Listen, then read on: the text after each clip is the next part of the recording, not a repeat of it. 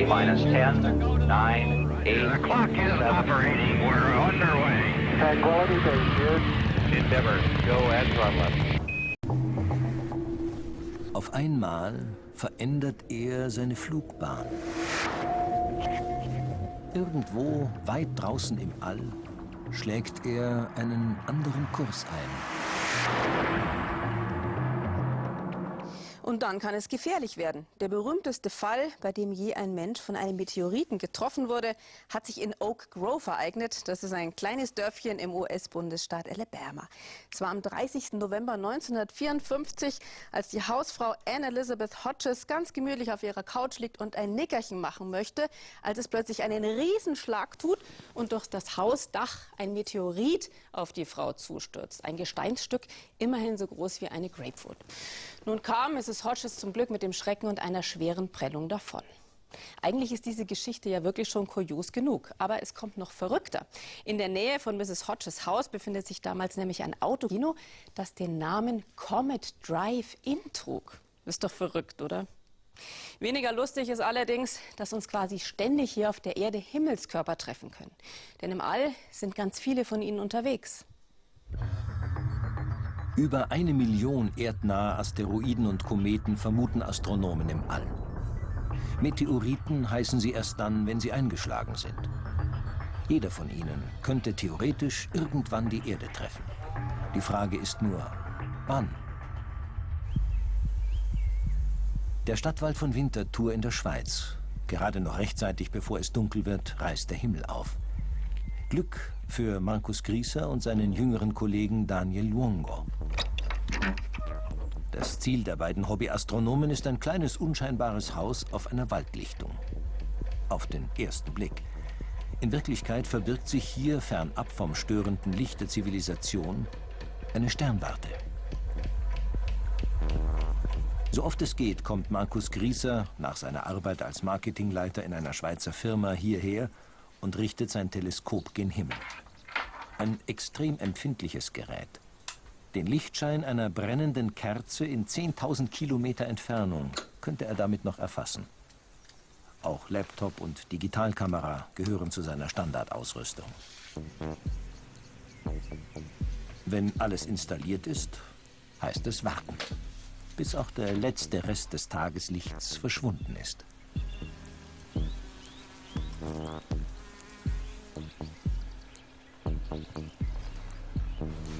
Dann endlich kann es losgehen. Die letzten Einstellungen sind Millimeterarbeit.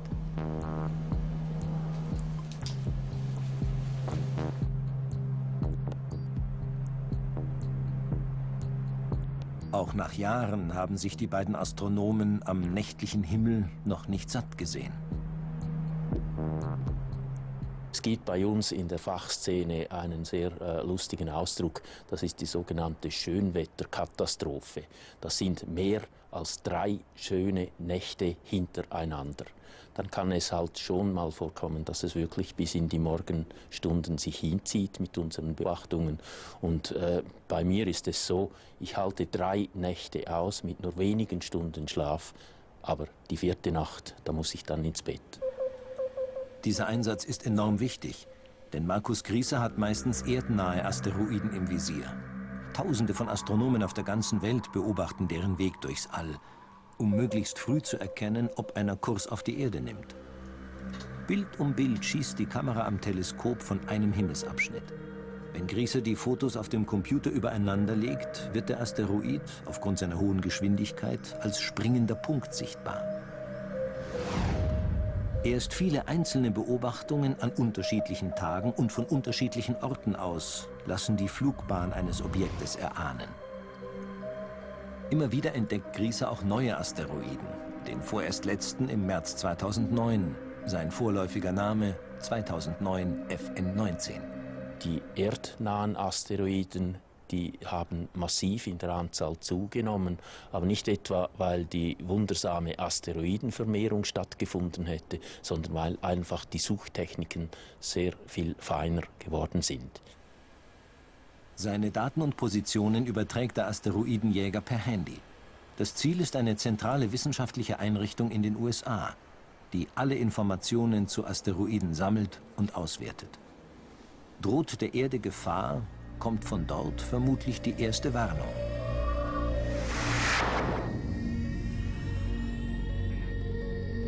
Und das ist nur eine Frage der Zeit.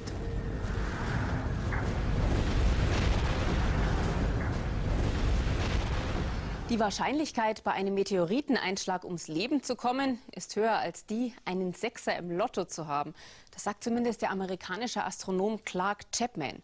Ob er mit dieser pessimistischen Prognose wohl recht hat? Nicht nur die Astronomen möchten gerne wissen, wie gefährlich uns die Himmelskörper wirklich werden können.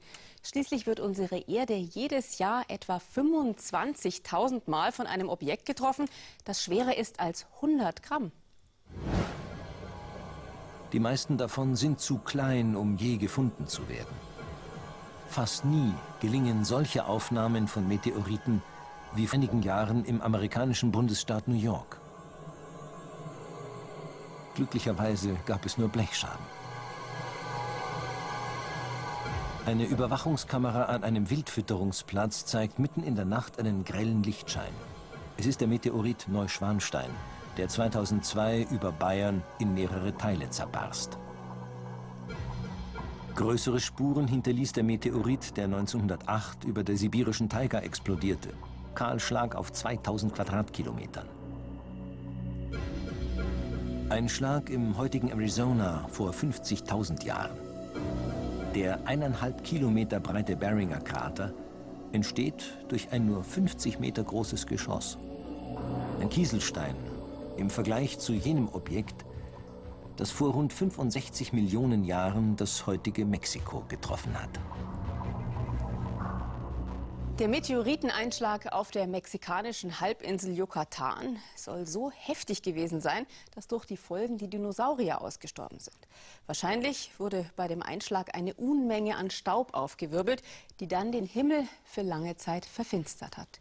Ohne Sonnenlicht aber konnten die Pflanzen nicht überleben. Ohne Pflanzen hatten die Pflanzenfresser keine Chancen. Ohne die Pflanzenfresser fehlte den Fleischfressern die Nahrungsgrundlage. Auf diese Art und Weise sind damals die meisten Arten auf der Erde ausgestorben. Wie oft kann es denn zu einer solch unglaublichen Katastrophe kommen? Um diese Frage beantworten zu können, liegt es zunächst ja mal nahe, im All nach Hinweisen zu suchen. Viele Antworten finden sich aber auch bei uns, auf der Erde. Einer der am besten erhaltenen Meteoritenkrater auf der Erde, das Nördlinger Ries. Auch rund 14,5 Millionen Jahre nach dem Einschlag ist der Rand des Kraters noch deutlich am Horizont erkennbar.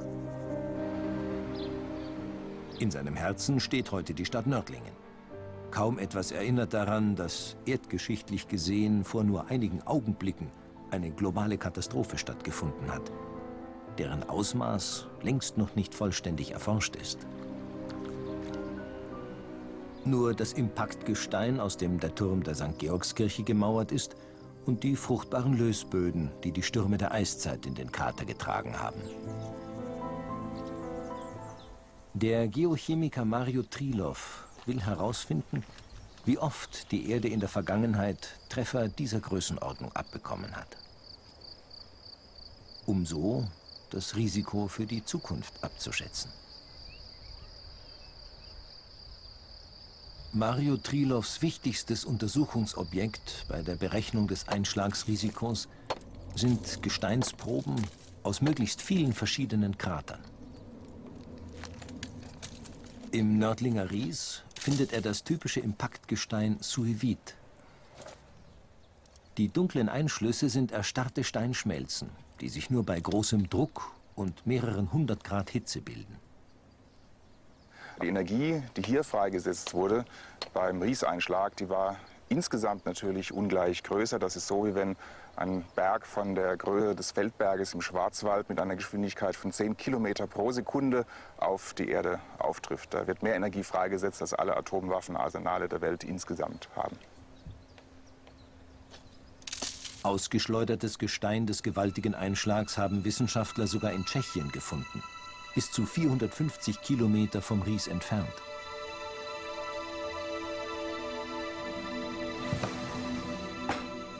Solche Spuren kosmischer Geschosse sammelt der Geochemiker in seinem Archiv in Heidelberg. Mit aufwendigen Untersuchungen will er herausfinden, wie alt die Proben sind. Dabei hilft ihm eine Art Waage für Atome. Trilov verdampft im Vakuum kleine in Alufolie verpackte Gesteinsproben. Dabei entsteht ein Gas, in dem der Wissenschaftler nach einem bestimmten chemischen Element fahndet, nach Kalium. Der radioaktive Teil des Kaliums zerfällt. Je mehr Kalium zerfällt, desto älter ist die Probe. So kann Trilov auf das Alter des Gesteins rückschließen und damit auf den ziemlich genauen Zeitpunkt des Meteoriteneinschlags. So ergibt sich nach und nach ein Einschlagsmuster über Jahrmillionen Erdgeschichte. Die Proben verraten Überraschendes. Vor etwa 35 Millionen Jahren stieg die Häufigkeit von Einschlägen auf einmal stark an. Der wahrscheinliche Grund? Ein gigantischer Asteroidencrash im All. Viele Bruchstücke schlugen auf der Erde ein.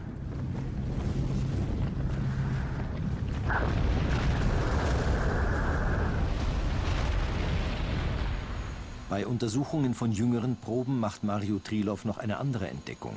Seit rund 2 Millionen Jahren nimmt der Beschuss aus dem All wieder zu. 10-mal mehr Meteoriten als früher treffen die Erde heute. Einschläge wie den im Ries erwartete man bislang alle 5 Millionen Jahre. Mario Trilovs Ergebnisse lassen etwas anderes vermuten. Das käme etwa Einschlagsraten der Größe eines Riesimpaktes von jede Million Jahre einmal etwa gleich. Und das ist doch schon etwas beunruhigender, weil es zeigt, dass offensichtlich das Einschlagsrisiko im Verlauf der letzten paar Millionen Jahre deutlich angestiegen ist. Der nächste große Einschlag könnte also schon viel früher drohen als bislang gedacht. Das dachte sich wohl auch Karl Valentin. Er soll generell ein ängstlicher Mensch gewesen sein und als solcher auch Angst vor einem Meteoriteneinschlag gehabt haben. Möglicherweise haben deshalb vor einiger Zeit 2 deutsche Astronomen einen Asteroiden, den sie entdeckten, auf den Namen Karl Valentin getauft. Karl Valentin hat dann auf der Bühne einen Mann gespielt, der aus Angst vor einem Meteoriten sogar sein Haus verkaufen und in eine Art Bunker ziehen möchte. In der Realität wären solche Vorsichtsmaßnahmen wahrscheinlich völlig sinnlos, denn die Kräfte, die bei einem Meteoriteneinschlag wirken, sind unglaublich groß. Das beschauliche Weinstädtchen Efringenkirchen im Schwarzwald. In einem alten Steinbruch steht eine Außenstelle des Fraunhofer Ernst-Mach-Instituts. Wissenschaftler und Techniker bereiten ein einzigartiges Experiment mit einem sogenannten Leichtgasbeschleuniger vor, einer 40 Meter langen Kanone. Sie wollen einen Meteoriteneinschlag auf der Erde nachspielen. Ein Sandsteinblock dient als Ziel. Denn Sandstein ist eine der häufigsten Gesteinsarten auf der Erdoberfläche. Projektleiter Frank Schäfer und sein Team kontrollieren noch einmal die Ausrichtung des Ziels. Die Forscher wollen besser verstehen, wie dramatisch ein Einschlag bestimmter Größe auf der Erde tatsächlich wäre. Sensoren und Highspeed-Kameras sollen möglichst viele Informationen liefern. Der Sandsteinblock ist in einer eigenen Zielkammer eingeschlossen. Schließlich wird ihn das Projektil mit einer Geschwindigkeit von rund 35.000 Kilometern pro Stunde treffen. Das ist es. Eine 1 Zentimeter große Stahlkugel simuliert den Meteoriten. Der Beschleuniger soll sie mit 35-facher Schallgeschwindigkeit auf den Steinblock schießen. Das ist immerhin ziemlich realistisch. Mit 40.000 bis 250.000 Kilometern pro Stunde schlägt ein großer Meteorit auf der Erde ein. Das ist nicht nur, dass wir den Einschlag auf den Sandstein, das uns sehr, sehr interessiert, sondern auch der Beschleuniger an sich, da wir diese hohen Geschwindigkeiten nur erzielen können mit sehr hohen Drücken. Und diese Drücke zu beherrschen, ist eine technologische Herausforderung, die auch nicht viele Institutionen auf der Welt können. Wie gewaltig die Geschwindigkeiten im Inneren des Beschleunigers sind, erleben die Techniker schon bei der Vorbereitung. Zentimetertiefe Spuren in dieser Stahlplatte hat allein der mitfliegende Plastikmantel um die Kugel hinterlassen. Mehrere Kilogramm eines speziellen Treibladungspulvers sorgen für die nötige Energie bei der Zündung. Und dann geht's los. Im Inneren der Kanone wird gleich stark verdichtetes Wasserstoffgas gezündet. Nur das beschleunigt die Stahlkugel auf die notwendige Geschwindigkeit. Zur Sicherheit muss die Halle geräumt werden. Vom Kontrollraum aus wird gezündet.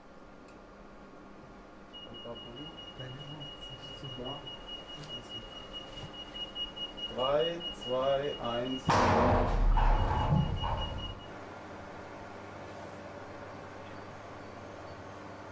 Die ersten Aufnahmen des Einschlags liefert die Highspeed-Kamera mit 75.000 Bildern pro Sekunde.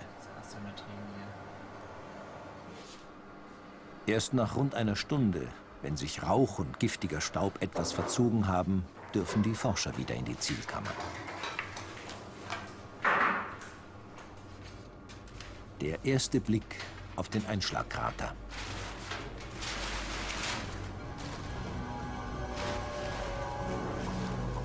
Nur 1 Zentimeter groß war die Stahlkugel, die dieses Loch geschlagen hat. Die hohe Geschwindigkeit wirkt so zerstörend, wie bei einem echten Meteoriteneinschlag.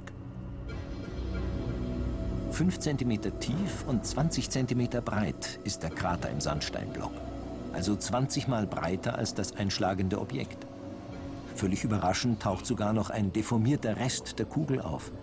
Die Wissenschaftler hatten eigentlich damit gerechnet, dass sie beim Aufschlag vollständig verdampft. Das Experiment hat geklappt. Jetzt beginnt die Auswertung. Zum Beispiel am Museum für Naturkunde in Berlin. Ein Stück aus dem beschossenen Sandsteinblock hat der Geologe Thomas Kenkmann bekommen. Er möchte die Simulation der Fraunhofer-Forscher mit der Erforschung echter Einschläge kombinieren. Das Ziel? Die Folgen eines Meteoriteneinschlags bestimmter Größe vorhersagen zu können.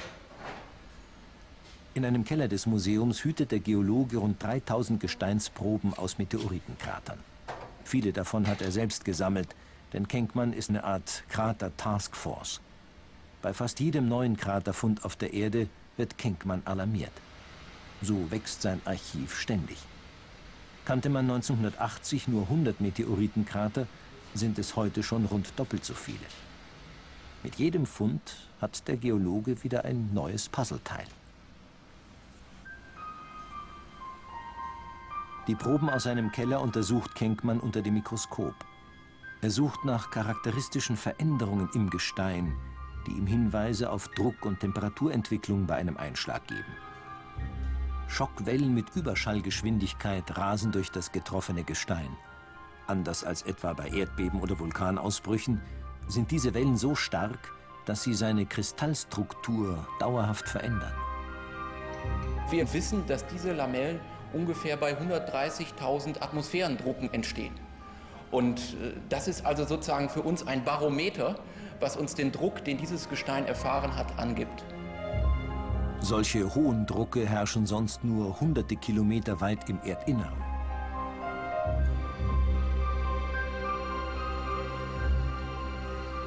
Die mikroskopischen Analysen und die Ergebnisse des Gaskanonenversuchs in Effringenkirchen fließen in Simulationsmodelle ein. Ein überraschendes Ergebnis der gemeinsamen Forschung: trifft ein Meteorit auf trockenes, poröses Gestein, ist der entstehende Krater deutlich kleiner, denn der Untergrund federt einen Teil der Einschlagsenergie ab.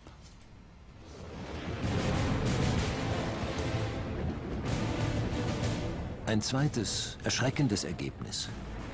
Ein nur wenige 100 Meter großer Meteorit würde auf alle Fälle ausreichen, um eine komplette Großstadt wie München dem Erdboden gleichzumachen. Die weiteren Folgen, auch das haben Simulationen gezeigt, sind noch deutlich dramatischer. Temperaturen von mehreren 10.000 Grad im Einschlagszentrum lassen glühend heiße Druckwellen entstehen, die im schlimmsten Fall einmal um die ganze Erde laufen. Trifft der Meteorit einen Ozean, entstehen vernichtende Tsunamis. Ein 200 Meter großer Meteorit erzeugt 200 Meter hohe Flutwellen an den Küsten. Alle paar tausend Jahre, so eine Hochrechnung, muss die Erde mit so etwas rechnen.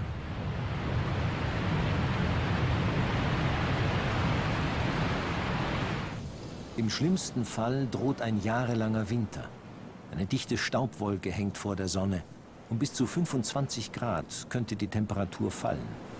Das Todesurteil für die meisten Tiere und Pflanzen. Wir können sagen, wenn Asteroiden größer sind als 5, 6 Kilometer, dann haben wir tatsächlich mit globalen Katastrophen zu rechnen. So ein Einschlag ist selten, aber irgendwann wird er wieder bevorstehen. Das ist sicher. Und dann stellt sich die spannende Frage, wie wir uns in einem solchen Fall denn schützen sollen. Seit Jahrzehnten wird ja bereits darüber diskutiert, was man tun kann, um einen Asteroiden abzuwehren. Was im Hollywood-Film ganz leicht zu lösen ist. Da jettet der Held dann zum Beispiel kurzerhand ins All, landet auf dem Himmelskörper und sprengt ihn einfach in die Luft. Oder er schafft es zumindest, ihn von seiner Bahn abzulenken.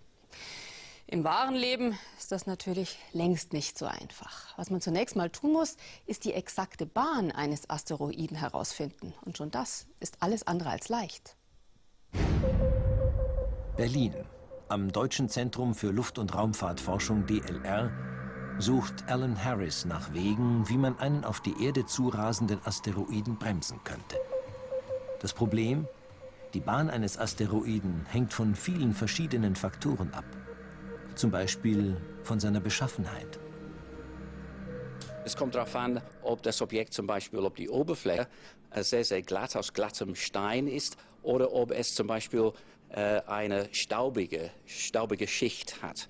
Und alle diese Dinge, auch die Reflektivität des Asteroiden, seine fundamentale Helligkeit zum Beispiel, wie viel Licht wird vom Objekt reflektiert, das spielt auch eine Rolle.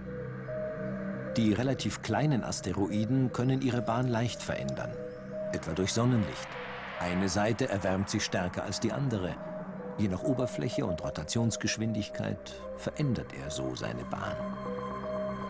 Wie schwierig exakte Berechnungen sind, zeigt der Asteroid Apophis. 2004 haben Astronomen in Arizona den bislang unbekannten Himmelskörper entdeckt. Mit 350 Metern Durchmesser kein kleiner Brocken.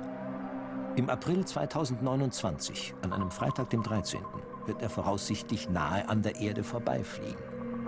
Sehr nahe, in einem Abstand von rund 30.000 Kilometern, etwa 13 Mal näher als der Mond. Lange haben Astronomen befürchtet, dass die Erdanziehungskraft, die auf Apophis bei diesem nahen Vorbeiflug wirkt, fatale Folgen haben könnte. Es gibt ein ganz geringes Restrisiko, dass das Objekt um eine gewisse Abstand von der Erde vorbeikommen könnte.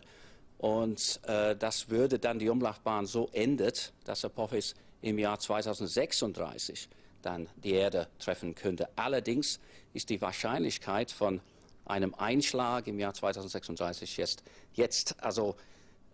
mit an Sicherheit angrenzenden Wahrscheinlichkeit praktisch 0. Bislang hat man genaue Informationen nur von 50 bis 60 der über 1000 als potenziell gefährlich geltenden Asteroiden. Ab 2013 soll daher das neue DLR-Weltraumteleskop Asteroid Finder bislang unbekannte, potenziell gefährliche Himmelskörper aufspüren. Den 7. Oktober im Jahr 2008 wird der Pilot Ron DePorter bestimmt nie mehr vergessen können. Es ist gerade mitten in der Nacht und er befindet sich auf einem Flug von Johannesburg nach Amsterdam. Da bekommt er einen ungewöhnlichen Funkspruch. Er wird aufgefordert, doch mal aus dem Fenster seines Cockpits zu sehen. Und er sieht am nachtschwarzen Himmel einen riesigen rot-gelben Lichtschweif. Die Spur eines Meteoriten, der gerade auf die afrikanische Wüste zurast. Ein Feuerball, so groß wie ein Lastwagen. Es war das erste Mal überhaupt, dass es Wissenschaftlern geglückt war, den Weg eines Meteoriten quasi lückenlos zu verfolgen. Also von seiner Entdeckung bis zum Einschlag. Aber was nutzt uns das denn, wenn gerade ein Meteorit auf uns zurast, der vielleicht noch viel größer ist? 12. Januar 2005. Die NASA-Sonde Deep Impact startet zum Kometen Tempel 1. 5 Monate später trennt sich ein 372 Kilogramm schwerer Teil der Sonde ab, der schließlich auf Tempel 1 einschlägt. Zum ersten Mal war es gelungen, ein Objekt im All mit einem sogenannten Impaktor zu beschießen. Asteroidenabwehr war nicht das Ziel, aber genau so könnte sie funktionieren. Ein Szenario der Europäischen Weltraumagentur ESA. Ein Raumschiff mit einem mehrere 100 Kilogramm schweren Impaktor startet 10 Jahre vor einer möglichen Kollision. Der Impaktor bremst die Geschwindigkeit des Asteroiden nur um Hundertstel Millimeter pro Sekunde. Das reicht, um seine Bahn so zu verändern, dass er an der Erde vorbeifliegt. Ich hoffe, dass wir die Gelegenheit bekommen, solche Methoden ausprobieren zu können. Es ist durchaus machbar. Es gibt Asteroiden, kleine Objekte, die überhaupt nicht gefährlich sind, die man durch so einen Test vielleicht auch weiter weg sozusagen von der Erde schieben könnte. Der US-Astronaut und Physiker Edward Lu schlägt vor, mit einer Raumfähre in die Nähe eines Asteroiden zu fliegen, die ihn mit Hilfe der Schwerkraft auf eine andere Bahn drückt. Auch bei dieser Idee müsste man die Gefahr mindestens 10 Jahre im Voraus erkennen und im Idealfall vorher üben. Kritisch würde es sein natürlich, wenn wir nur ein paar Jahre Vorwarnung haben und dann haben wir in der Regel dann keine Zeit, eine Erkundungsmission zu veranstalten. Dann würden wir halt irgendwas unternehmen, was wir vorher nicht eigentlich proben könnten. Da kommt natürlich vielleicht nukleare Sprengsätze in Frage, aber die sind wirklich unsere letzte Hoffnung. Wir würden solche Maßnahmen nur dann anwenden, wenn nichts anderes geht. Denn die Brachialmethode Atomrakete könnte nach hinten losgehen. Möglicherweise könnte die scharfe Atombombe zurück auf die Erde fallen. Oder Bruchstücke des Asteroiden würden weiter auf die Erde zurasen. Eigentlich sollte man eine der Strategien ausprobieren, da sind sich fast alle Wissenschaftler einig. Momentan allerdings ist dafür kein Geld da. Und niemand fühlt sich für die globale Gefahr wirklich zuständig. Rund 1200 Asteroiden zählt die NASA im Moment zu den für die Erde gefährlichen. Die eindringliche Warnung des bekannten amerikanischen Astronomen Clark Chapman ist nicht unangebracht. Er hat recht insofern, dass man, wenn man Lotto einmal im Jahr spielt, dann die Chancen, innerhalb des Jahres von einem Asteroiden getötet zu werden, sind größer als einmal im Jahr eine 6 in Lotto zu bekommen. Mit jeder neuen Bahnberechnung und mit jeder erfolgreichen Weltraummission steigt die Wahrscheinlichkeit, einen gefährlichen Asteroiden tatsächlich rechtzeitig zu erkennen und möglicherweise sogar erfolgreich zu bekämpfen. Ein großer Einschlag ist zwar statistisch gesehen selten, wird aber mit 100%iger Sicherheit wieder passieren. Und könnte das Aus für das heutige Leben auf der Erde sein. Nicht nur professionelle Wissenschaftler helfen, die Welt davor zu schützen. Nach stundenlangen Beobachtungen hat Markus Grieser für heute genug. Die Daten der Nacht werden in den USA bereits weiterverarbeitet und Observatorien auf der ganzen Welt zur Verfügung gestellt. Morgen wird er wieder ganz normal zur Arbeit gehen. Nicht nur Meteoriten fallen auf die Erde, sondern auch Teile ausgedienter Satelliten. Zurzeit trudelt der Forschungssatellit Rosat völlig steuerungslos durchs All. Und nach den Berechnungen der Wissenschaftler drohen seine Überreste im Herbst dieses Jahres auf die Erde zu stürzen. Hoffen wir mal, dass dabei nichts passiert. Wenn Sie mehr wissen möchten zu unserer Sendung Faszination Wissen und zu unseren Themen, dann empfehle ich Ihnen einen Besuch auf unserer Internetseite. Dort finden Sie wie immer auch unser aktuelles Online-Rätsel. Und wir sehen uns, wenn Sie mögen, nächste Woche wieder. Bis dann.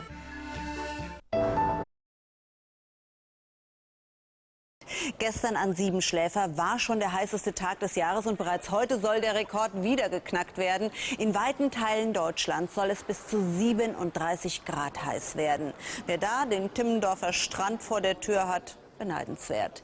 Wie Deutschland die Tropennacht überstanden hat, Anke Reuter und Sabine Kikul mit den Bildern. Deutschland schlaflos. Hinter uns liegt die wärmste Nacht des Jahres. Kein Wunder, dass an Schlaf häufig kaum zu denken war und man statt ins Bett doch lieber ins Freie flüchtete. In Frankfurt schwitzte man selbst noch nach Mitternacht bei 27 Grad. Lieber hier als daheim. So ist eigentlich das Beste, was man machen kann.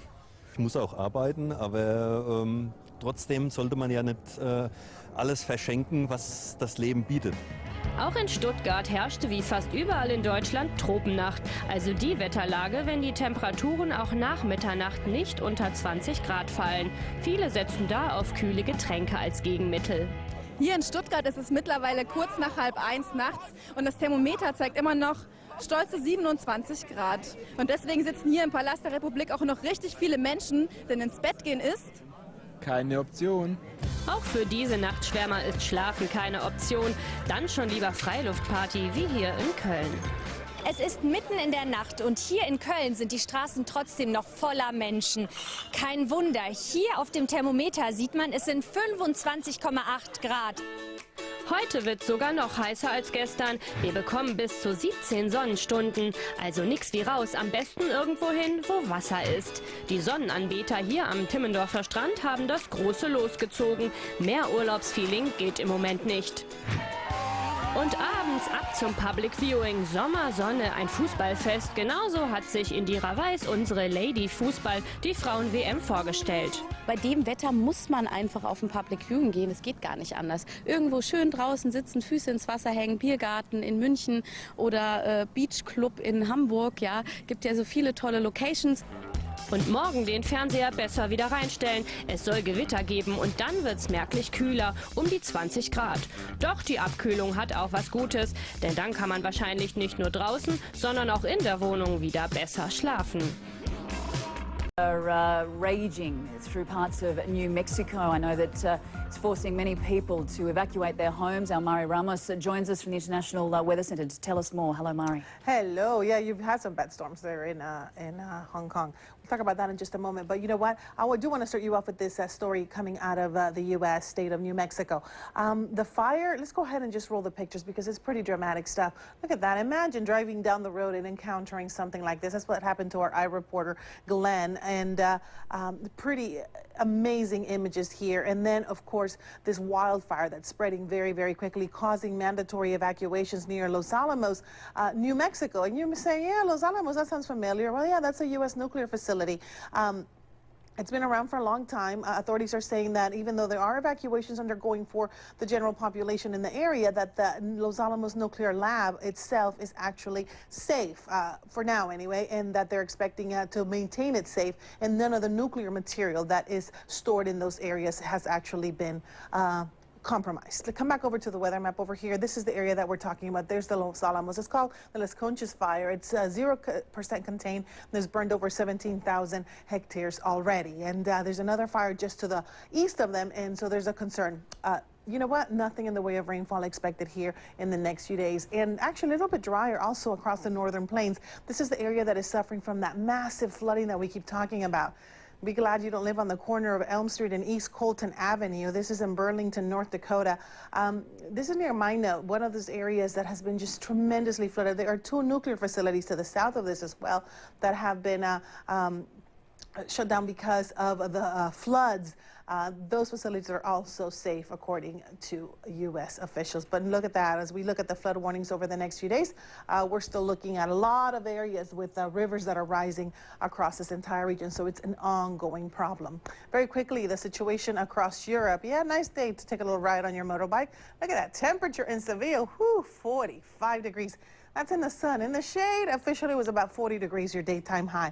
Paris also scorching under extremely hot temperatures. This is likely to continue. Some other cities, Madrid, you were at 38. London, hottest temperature so far this year, right at 32 degrees Celsius. Your average is 22, so this is pretty hot. Today you're closer to the average. You have some rain showers on and off, and there are some pretty strong thunderstorms just to the west of you right now. Those will come in a little bit later. 33 in Paris right now, 25 in Berlin, 27 in Munich. So we're still dealing with a lot of hot weather, even as we hit the areas to the south. One of the concerns today, Anna, is going to be some strong storms developing along this area here as that cooler air clashes with that hot air that's already here in place. Back to you. Okay, Mari, good to see you. Thank you for that. Ja, noch genieße ich diese herrliche Sonne hier über den Dächern Dortmunds, aber es wird auf jeden Fall richtig heftig werden. Die Wetterkapriolen gehen weiter, da sind sich die Experten einig. Die spannende Frage ist nicht, ob es zu Gewitterschauern kommt, sondern eigentlich nur noch wann. Heute Abend, heute Nacht wird es wohl richtig losgehen. Die Experten sagen voraus, dass das Gewitter aus dem Westen kommt. Bisher ist noch alles entspannt, alles ruhig. Aber aus dem Raum Aachen hinweg werden sich Gewitterwolken dann wahrscheinlich über ganz Nordrhein-Westfalen verteilen. Die Konsequenz daraus ist, dass es zum einen richtig heftig schütten kann, vielleicht sogar hageln könnte und die Temperatur richtig abfallen wird. Es wird einen Temperatursturz geben. Etwa 15 Grad wird es kälter sein als noch heute hier in der herrlichen Sonne. Wenn Sie da vielleicht mittendrin sind, vor Ihrer Haustür es miterleben, wie es vielleicht sintflutartig regnet oder wenn es hagelt, natürlich aus sicherer Entfernung, dann drehen Sie das Ganze einfach mit Ihrer Handykamera. Machen Sie ein kleines Video für uns und posten Sie das Ganze auf Sat1 NRW bei Facebook. Und vielleicht sind Ihre Bilder ja bei uns morgen in der Sendung, wenn wir das möglicherweise nächste Kapitel in Sachen Wetterkapriolen in diesem Sommer schreiben. Chefreporter Stefan Schäuble live von unserem Redaktionsdach. Vielen Dank. Andernorts gab es Sonne satt und Temperaturen weit über 30 Grad. Gute Nachrichten also für Public-Viewing-Fans der Frauenfußball-WM. Jan Buhlig mit den schönsten Bildern des Tages, denn morgen soll es schon wieder einen Temperatursturz geben. Bei diesen Temperaturen sollte man schwimmen lassen, scheint der Seehundenachwuchs im Westküstenpark St. Peter-Ording zu denken. Für so viel Cleverness gibt's Applaus. Wenn der Kleine keine Lust mehr hat, dann krabbelt er bei Mama auf dem Rücken und lässt sich tragen im Wasser. Kleine Seehunde sind relativ faul. Wie hier in Hamburg wollte auch der Mensch heute möglichst passiv oder zumindest im Schatten bleiben. Alles andere war einfach zu heiß. In der Duisburger Innenstadt zeigte das Thermometer 37 Grad. Dann gehe ich jetzt schnell nach Hause, setze mich gleich im Schatten im Garten bei mir. Ähnliche Spitzenwerte gab es überall in Rheinnähe. In Mannheim 36, in Köln und Freiburg 35 und in Mainz 34 Grad. Eisschlangen bildeten sich aber auch in Hannover. Denn Abkühlung bringt halt nur was wirklich Kaltes, am besten auf dem ganzen Körper verteilt. Oder wie kühlt man sich sonst? Mit einem kalten Bier. Top, kurze Hose, am besten keine Schuhe, damit man nicht Stinkefüße bekommt. Von Sport wird bei dieser Hitze abgeraten. Die ganz harten taten es trotzdem.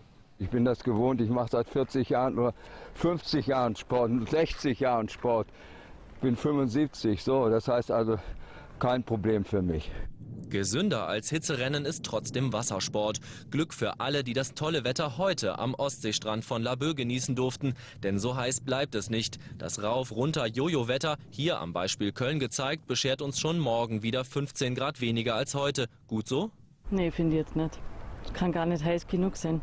Zumal ja täglich Public Viewing ansteht. Die deutschen Damen spielen zwar erst Donnerstag wieder, aber sie werden ins nigerianische Tor treffen, sagt Elefantenmädchen Nelly aus dem Serengeti-Park voraus und verspricht ein elefantastisches Spiel. Station ISS ist nur knapp einem Zusammenstoß mit Weltraumschrott entgangen. Gestern Nachmittag ist ein Trümmerteil nur 250 Meter an der Station vorbeigeflogen. Das heranrasende Wrackteil ist aber zu spät bemerkt worden, sodass die 110 Meter breite ISS kein Ausweichmanöver mehr einleiten konnte. Wie das Flugleitzentrum bei Moskau bekannt gab, musste die Raumstation eine halbe Stunde lang evakuiert werden. Die Crew brachte sich in 2 angedockten Soyuz-Kapseln in Sicherheit. Inzwischen ist die Gefahr vorüber. Die Mannschaft arbeitet wieder nach Plan. Das Risiko, mit Trümmerteilen zu kollidieren, bleibt aber, denn das Überwachungsnetz ist lückenhaft. Aufbruch in die unendlichen Weiten des Alls.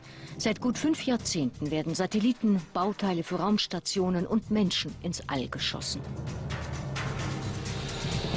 Seit dem Aufbruch ins Weltall ist es voll geworden am Himmelszelt. Über 6000 Satelliten wurden bisher in ihre Umlaufbahnen gebracht und es werden immer mehr. Besonders in den erdnahen Bahnen hat der Verkehr stark zugenommen. Im Laufe der Zeit ist uns bewusst geworden, dass dieses Problem existiert. Und dass möglicherweise Satelliten in bestimmten Orbitbahnen Tausende von Jahren verbleiben. Oder wir haben Raketenstufen gestartet, die heute noch um die Erde kreisen und wahrscheinlich noch 10.000 Jahre um die Erde kreisen werden. Rund 13.000 Objekte werden derzeit regelmäßig von einem amerikanischen Überwachungsnetz beobachtet.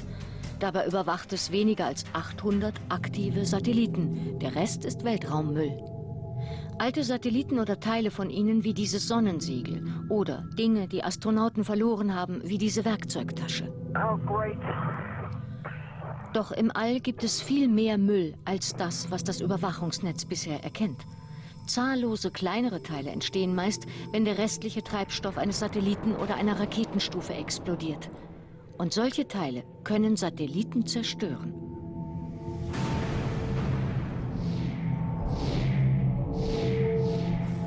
Auch die Raumstation ISS ist durch Trümmerteile in Gefahr. Erst gestern musste die ISS-Besatzung kurzzeitig in die angedockten Sojus-Kapseln fliehen. Doch zum Glück sind die Weltraumtrümmer in etwa 250 Meter Entfernung an der ISS vorbeigeflogen. Das war nicht das erste Mal. Die Ereignisse häufen sich. Wenn wir diesen Orbit in Zukunft noch weiter verschmutzen, dann werden wir einen gefährlichen Anstieg von Weltraummüll haben, der dazu führt, dass wir einen Schneeballeffekt haben. Teile werden zusammenstoßen, weiteren Müll und Splitterteile erzeugen, die wiederum mit anderen Satelliten zusammenstoßen. Um ihre eigenen Satelliten zu schützen, muss die Europäische Weltraumorganisation ESA derzeit noch auf die amerikanischen Überwachungsdaten zurückgreifen. Doch die Informationen sind ungenau. Ist ein Objekt auf Kollisionskurs mit einem ESA-Satelliten, wird eine eigene, genaue Messung nötig. Südlich von Bonn steht hierfür das Großradar der Forschungsgesellschaft für angewandte Naturwissenschaften. Es kann Objekte von 2 Zentimeter Größe in einer Entfernung von 1000 Kilometern erfassen. Durch Messungen 2 Tage vor einer möglichen Kollision kann das Radar genau feststellen, ob es tatsächlich zu einem Zusammenprall kommen wird. Ein vollständiges eigenes Überwachungsnetz kann das Radar jedoch nicht ersetzen. Ein solches plant die Europäische Weltraumorganisation ESA. Dafür sollen leistungsstarke Teleskope an mindestens 3 Standorten nahe des Äquators verteilt werden. Kernstück des Systems wäre ein großes Überwachungsradar. Es sollte den Raum bis 2000 Kilometer Höhe ständig überwachen. Maßnahmen der Europäer zur Weltraumsicherheit. Derzeit befindet sich das Kontrollsystem noch in der Entwicklungsphase. Wann es fertig ist und helfen wird, den Weltraum zu überwachen, ist noch unklar. Sad day for US space shuttle lovers. Next Friday, they'll be watching Shuttle Atlantis blast off for the very last time. Well, John Zarella takes a look back at the US shuttle program and why NASA has decided to pull the plug.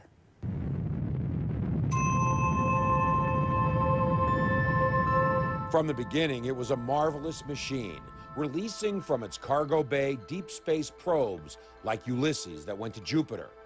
Astronauts ventured out untethered. The trip to Solar Max estimated to take 10 minutes. To capture and retrieve failed satellites, dead in space. Dangerous feats unheard of before shuttle. Houston, I think we got a satellite. The great observatory Hubble dazzles with breathtaking images of the universe and its ability to see galaxies born nearly at the dawn of time. Hubble has arrived on board Atlantis with the arm. Hubble was launched, repaired, and serviced from shuttle. Every major building block of the football field-long space station was carried up and assembled from shuttle. Before becoming NASA's head man, Charlie Bolden was an astronaut. He flew 4 shuttle flights, including the Hubble launch. I defy anybody, and I will argue with my Apollo comrades. The accomplishments, the achievements, the record of performance, the spin-offs, the capabilities that have been developed, what we did in shuttle over 30 years dwarf what was done in the Apollo era. We can build spacecraft, we can build hardware, we can build boosters, but there's no goal, there's no mission. We are wandering in the desert in space today, period.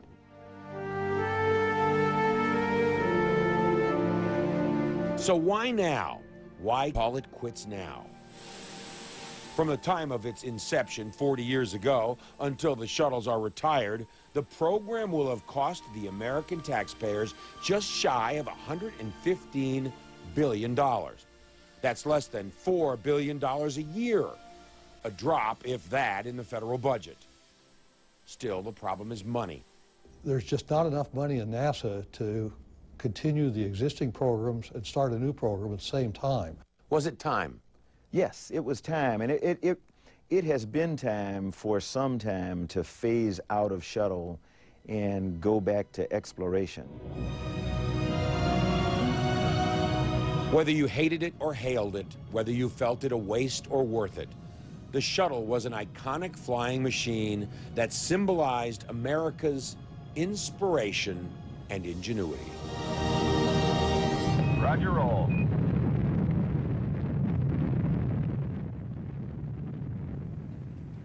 Certainly been an amazing part of our history, hasn't it? John Zarella with that report.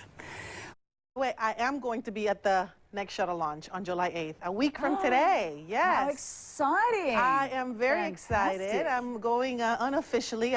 I won the tickets. I won the ticket lottery. So I'm taking my kids, my husband, my dad. Now you've announced it on CNN, Murray. We are going to be expecting live reports. You do realize this, you know it. And I'll be tweeting about it and sharing. I would love to share this experience with everybody. So I will be there. But anyway, let's go ahead and talk a little bit about the weather. Let's go ahead and beautiful images captured in Chicago of the, oh, sorry, we don't have it. I'll have it for you next hour. Don't worry, world business today. Let's go ahead and head back to you, and I hope you have a good weekend. Final shuttle launch. I'm just speechless. I can't imagine what it would be like. Yeah. Can't wait to hear all about it. Mara, you have a great weekend. Sure. Thank lovely you. to see you. Thank you. Well, that is it for Newsstream, but the news certainly continues here at CNN. World Business Today is coming up next.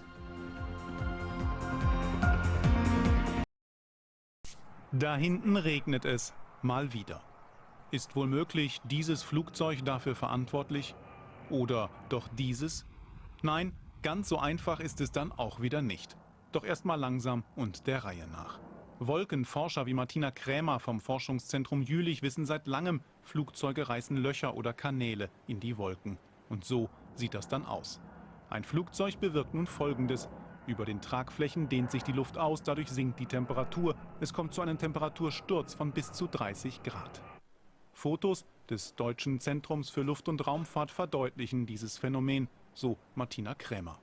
Man hat wie eine kleine Eiswolke, die hinter dem Flugzeug sich herzieht, aber eben nicht wie die Kondensstreifen aus dem Triebwerk generiert, sondern hier generiert über den Tragflächen oder hier an den Ecken von den Tragflächen, wo durch die hohe Geschwindigkeit die Luft hier abgekühlt wird, wenn sie über die Ecken pfeift, sozusagen. Vom Boden kann man es nicht erkennen, wo nun dieses Phänomen wirkt. Aber es passiert nur in einer ganz speziellen Sorte Wolke, nämlich in denen, die nur unterkühltes Wasser enthalten. Es sind Wassertropfen zuerst drin, die dann zu Eiskristallen werden und dann die restlichen Wassertropfen quasi aufsaugen. Die Eiskristalle können in der Umgebung besser existieren als Wassertröpfchen. Das heißt, viele Wassertröpfchen verdampfen zu einem großen Eiskristall. Dieser ist dann zu schwer und fällt herunter als Regen oder Schnee. Forscher aus den USA untersuchten nun das Einzugsgebiet von 7 internationalen Großflughäfen. Sie fanden an rund 18 Tagen solche speziellen Flüssigwolken im Umfeld. Daher gehen die Forscher davon aus, dass es an Flughäfen öfter regnet oder schneit als an anderen Orten. In der Praxis ist das aber noch nicht bewiesen. In der täglichen Arbeit sehen wir das jetzt zum Beispiel nicht. Also da kann ich jetzt nicht direkt sehen, an den Flughäfen in Köln oder Düsseldorf regnet oder schneit es viel häufiger. Also sehr wahrscheinlich ist der Effekt doch zu vernachlässigen. Dass Flugzeuge nicht automatisch für Dauerregen sorgen, räumen auch Wissenschaftler ein. Denn irgendwie hätte uns das allen ja auch schon auffallen müssen, da wir im Prinzip alle irgendwie im Umfeld eines großen Flughafens leben. Wenn jetzt jemand sagt, Mensch, wusste ich schon immer, hier regnet es so viel und das sind jetzt die Flughäfen. Nee, das glaube ich nicht, dass man das so durch einfach gefühltes. Ich glaube, Menschen denken immer, da wo sie leben, regnet es am meisten. Selbst an Flughäfen scheint regelmäßig die Sonne. Und wenn es dort mal regnet, ist das zwar kein ganz großes Klimaphänomen, aber unter Umständen eben jener mikrophysikalische Effekt. Die Buschbrände nahe des amerikanischen Atomforschungszentrums Los Alamos breiten sich weiter aus. Das Zentrum selbst und die Innenstadt von Los Alamos seien aber derzeit vor den Flammen sicher, so die Feuerwehr.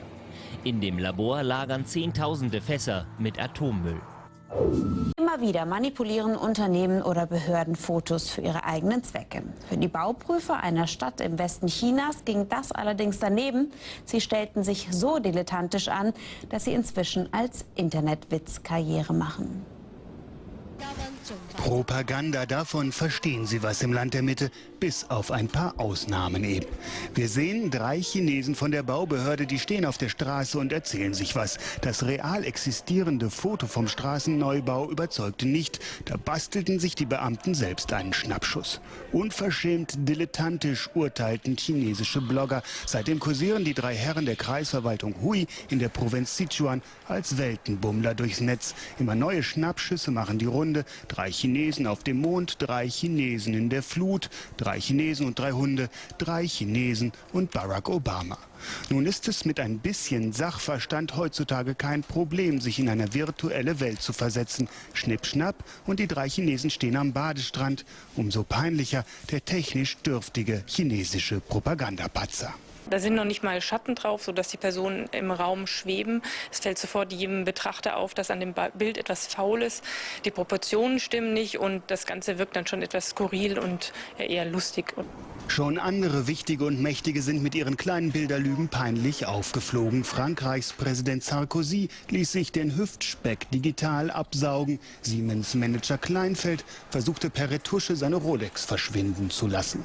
Da haben es die 3 Chinesen doch viel besser. Sie führen inzwischen zumindest virtuell ein wirklich abwechslungsreiches Leben. Und vielleicht spendiert ihnen die Partei ja doch noch einen Grundkurs in Bildbearbeitung.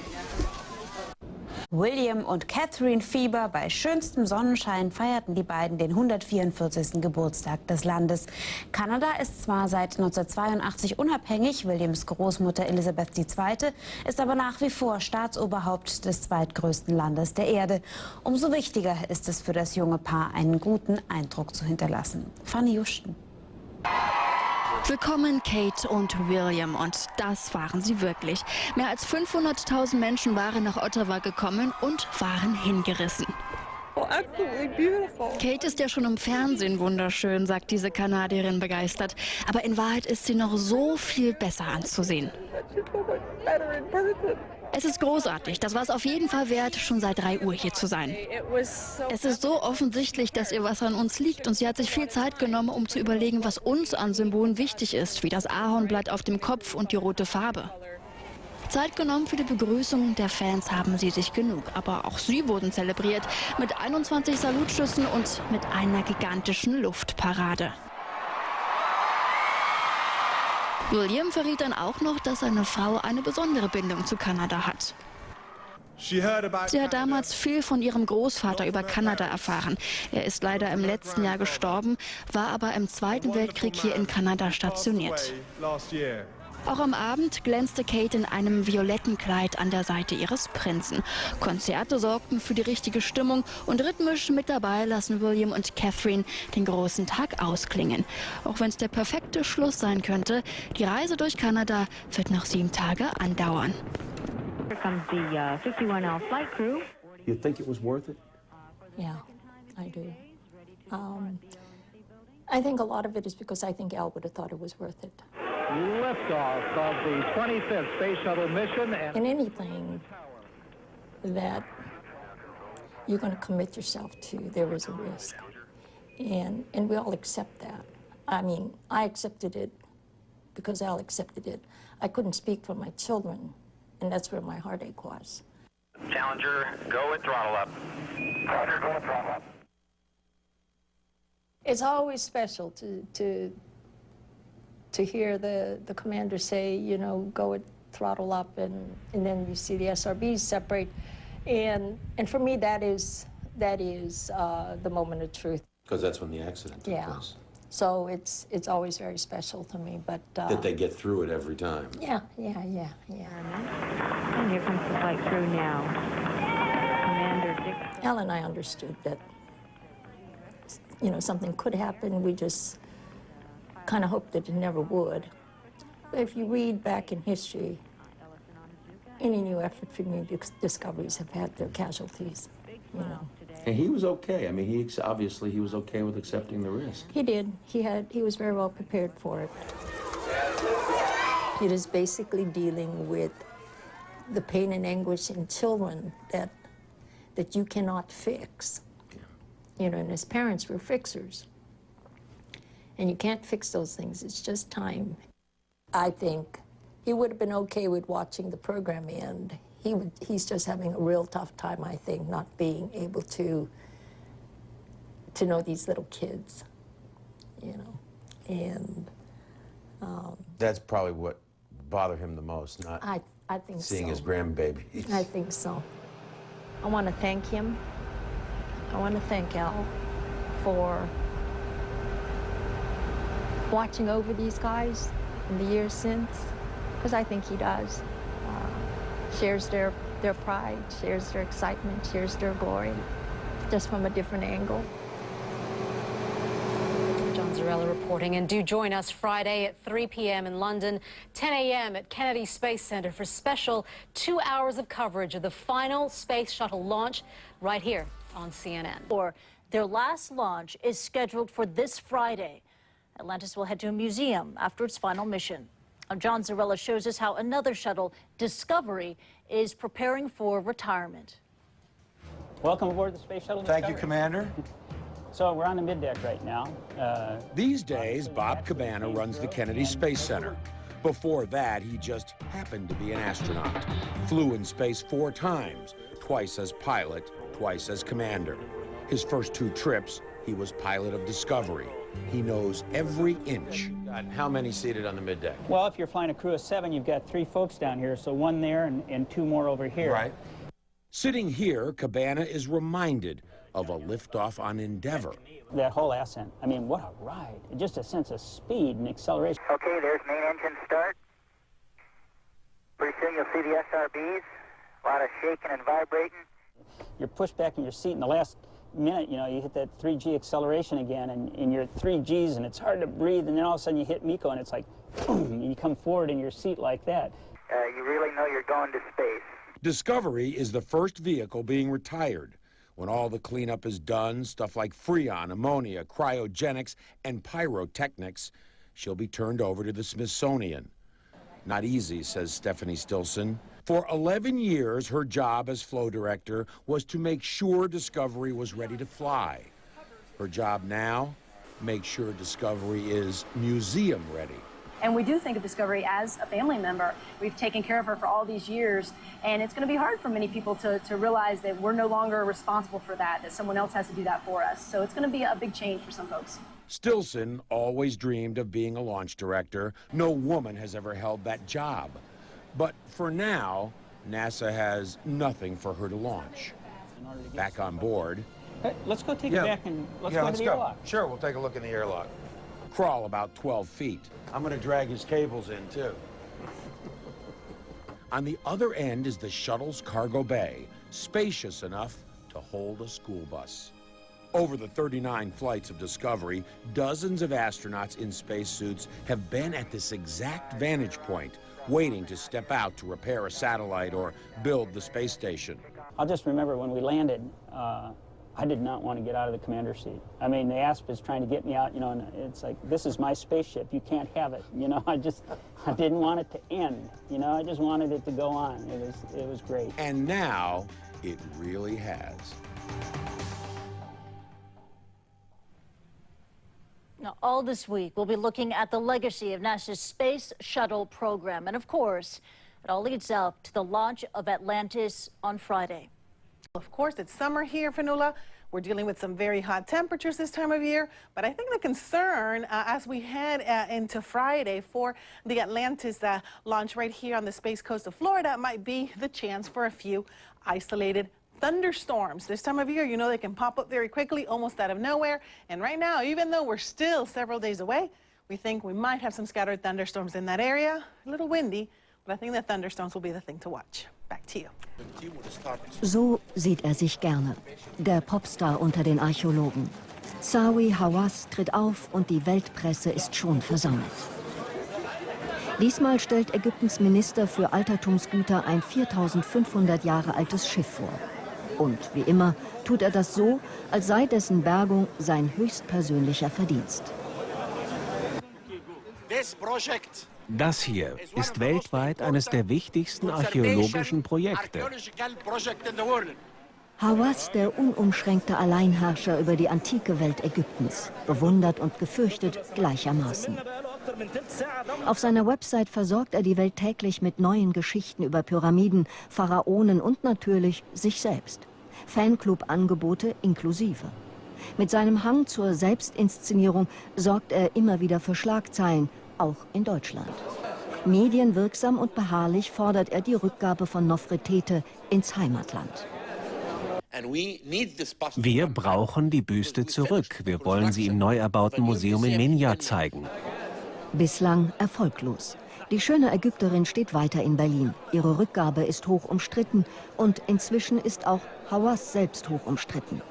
Seine Karriere seit der Revolution äußerst bewegt. Als die Menschen bereits auf dem Tahrirplatz demonstrieren, wird Hawass vom taumelnden Mubarak-Regime noch schnell vom Generalsekretär zum Minister für Altertumsgüter befördert.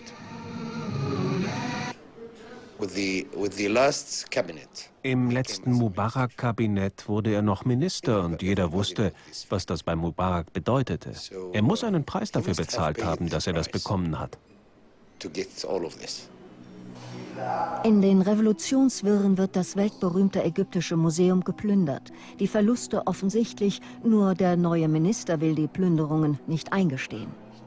Während Bürgerwehren das ägyptische Museum schützen, gehen die Demonstrationen weiter.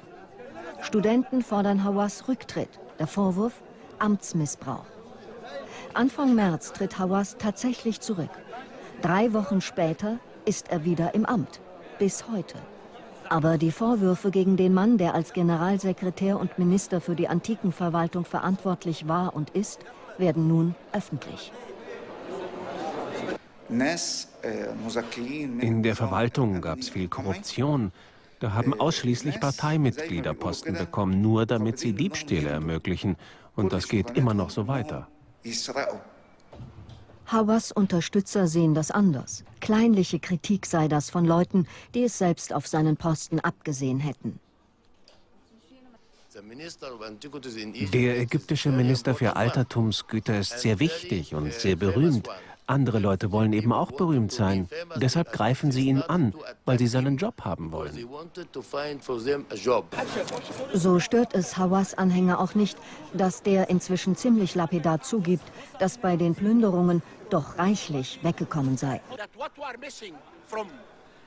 Es sind 31 Objekte aus dem ägyptischen Museum und 1210 von anderen Städten. Alles keine großen Meisterwerke. Die werden wir zurückbekommen. Dass das keine wertvollen Stücke sind, das stimmt nicht. Die meisten sind aus der Echnaton- und Tutanchamun-Periode. Das sind sehr wertvolle Sachen.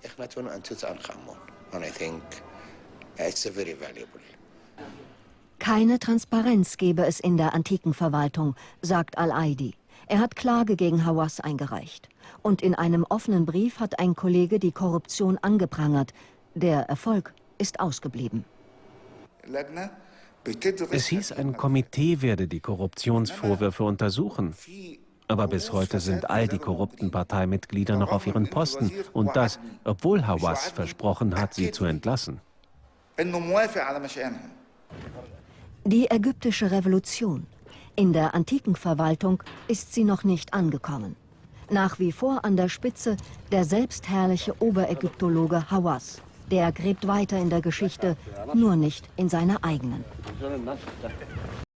Before we go in tonight's parting shots, an American icon finding a home on the streets of London. Recognize this face? A one-time actress has already been immortalized in celluloid. Now the larger-than-life figure of late American President Ronnie Reagan is being cast in stone. Former US Secretary of State Condoleezza Rice was in London for the unveiling earlier of the statue in the grounds of the US Embassy. It coincided both with the 4th of July celebrations and President Reagan's birth 100 years ago this year. Well, the 40th President of the United States enjoyed close ties with the British Prime Minister Margaret Thatcher. She was too frail to attend the ceremony, but in a tribute she described President Reagan as a true leader who, and I quote, brought millions of people to freedom as the Iron Curtain finally came down. I'm Becky Anderson, that is your... Final 4 have arrived at Kennedy Space Center, but as they prepare for NASA's last ever shuttle launch, we ask, what is the future of spaceflight?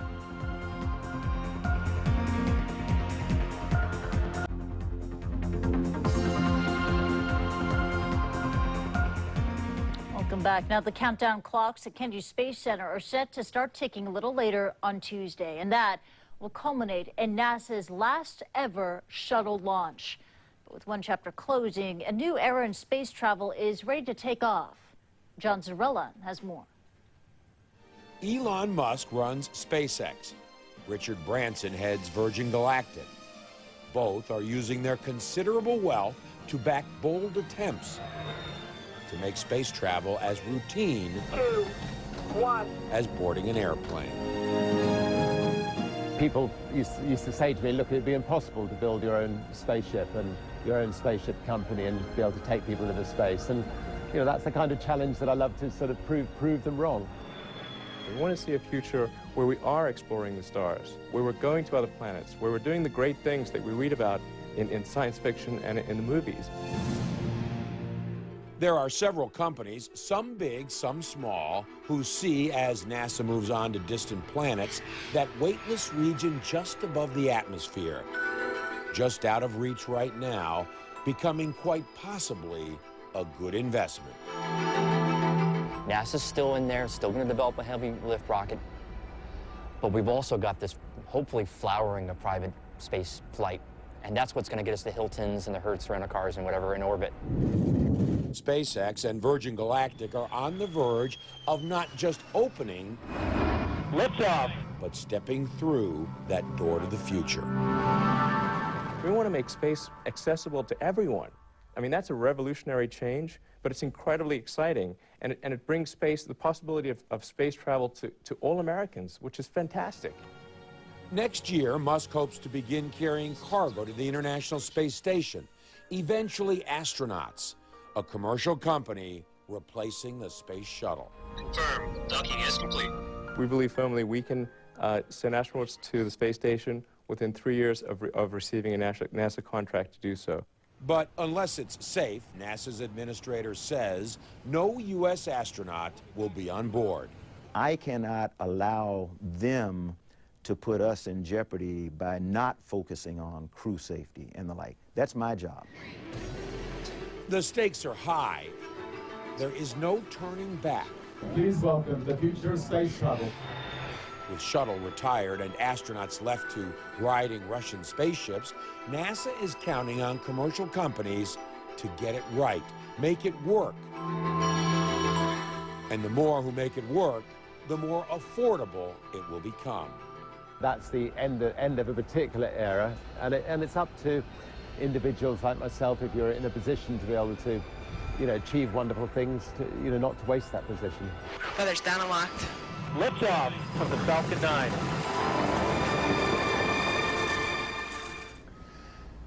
Of course, right now the focus is not on the commercial companies. That's going to come soon enough. Right now the focus is on the final space shuttle launch, scheduled for Friday, 11:26 a.m. Eastern Time here at the Kennedy Space Center. The countdown clock for that final mission, the countdown is going to pick up at about 1 o'clock Eastern Time here in the United States this afternoon. And Christy, the future is anything right now but crystal clear, that's for sure. Oh, private companies are going to take over space exploration, Yeah. but what's next for NASA? I mean, what is NASA's post-shuttle plan? Yeah, you know, private companies will take over the low Earth orbit, go into the space station, space tourism. NASA is going to continue doing what NASA does best, and that is pressing outward, going back to what they did in Apollo when they went to the moon. You know, the plan is that by 2026, NASA will have humans on an asteroid. Shortly thereafter, perhaps a Mars mission. That's the plan right now. Of course, you know, it certainly is reliant heavily on a national will here in the United States and money. And both of those things are still questionable right now. Christy? John Zarella joining us live from Kennedy Space Center. Thank you very much indeed, John. We'll be checking in with you later this week. And while we're looking forward to the next step for spaceflight, we also want to take a look back and share your shuttle memories with us. Just log on to ireport.com. So far, we have even received pictures of STS-1. That is the first ever shuttle mission. Vergangene Nacht den 235. Unabhängigkeitstag Amerikas gefeiert. Gemeinsam mit Ehefrau Michelle und seinen Kindern begrüßte er die Nation vom Balkon des Weißen Hauses. Der Präsident nutzte die Gelegenheit, den weltweit im Einsatz befindlichen US-Soldaten zu danken. Am 4. Juli 1776 wurde die Unabhängigkeit Amerikas von Großbritannien besiegelt. Was in Japan am 11. März geschah, hat niemand erwartet. Hat kein Experte in seinen schlimmsten Szenarien je für möglich gehalten. Eine dramatische Verkettung extremer Ereignisse. Ein Erdbeben der Stärke 9 auf der Richterskala erschüttert das Land. Das stärkste, das in Japan je gemessen wurde. Die Ursache? Eine ruckartige Plattenverschiebung. Sie hebt das Meer schlagartig nach oben und löst einen gigantischen Tsunami aus. Mit unvorstellbarer Kraft rast er auf die Küste zu.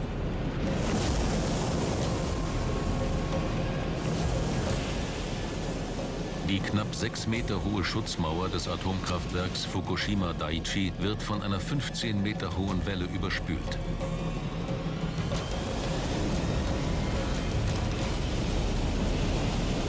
Der Anfang einer Entwicklung, die uns bis heute in Atem hält.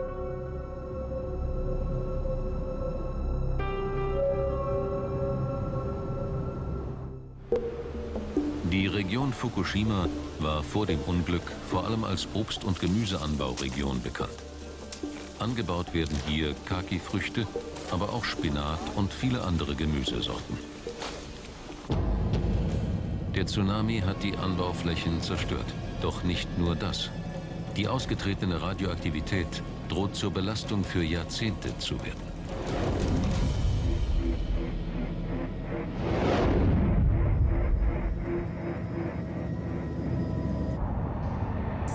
Tschernobyl. Vor 25 Jahren verließen die Menschen diese Region. Alles ließen sie zurück. Selbst ihre Haustiere. Obwohl viele Tiere starben, hat wieder vielfältiges Leben das heute menschenleere Gebiet erobert. Ohne Anzeichen von Strahlenschäden. Bären, die es hier schon lange vor der Katastrophe nicht mehr gab, sind zurück. Die vom Aussterben bedrohten Przewalski-Pferde wurden in der Sperrzone ausgesetzt und vermehren sich ungestört. Doch der Boden in der Region ist auch nach 25 Jahren noch verseucht. Eine landwirtschaftliche Nutzung nicht erlaubt. Die Ukraine ist dünn besiedelt. Pro Kopf gibt es hier 12-mal so viel landwirtschaftliche Fläche wie in Japan. Japan hat seine Existenz gewaltigen geologischen Kräften zu verdanken. Sie hoben die Inselkette einst aus dem Meer. Hohe Bergketten lassen aber kaum Platz für Siedlungen und landwirtschaftliche Nutzflächen. Nur 40% der Fläche Japans sind überhaupt für Ackerbau geeignet. Der Tsunami und die radioaktive Strahlung haben weite Regionen unbrauchbar gemacht, auch in der Reiskammer um Fukushima. Reispflanzen nehmen sehr viel Wasser und damit auch die darin enthaltenen radioaktiven Elemente auf.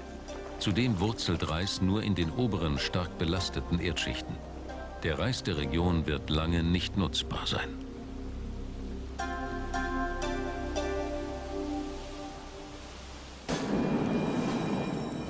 Bilder wie von diesem Kaninchen ohne Ohren schüren die Angst vor Radioaktivität.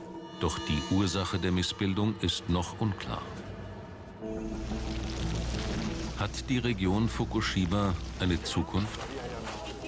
Mancherorts versucht man durch das Abtragen des verstrahlten Oberbodens Land zurückzugewinnen oder zumindest wieder betretbar zu machen.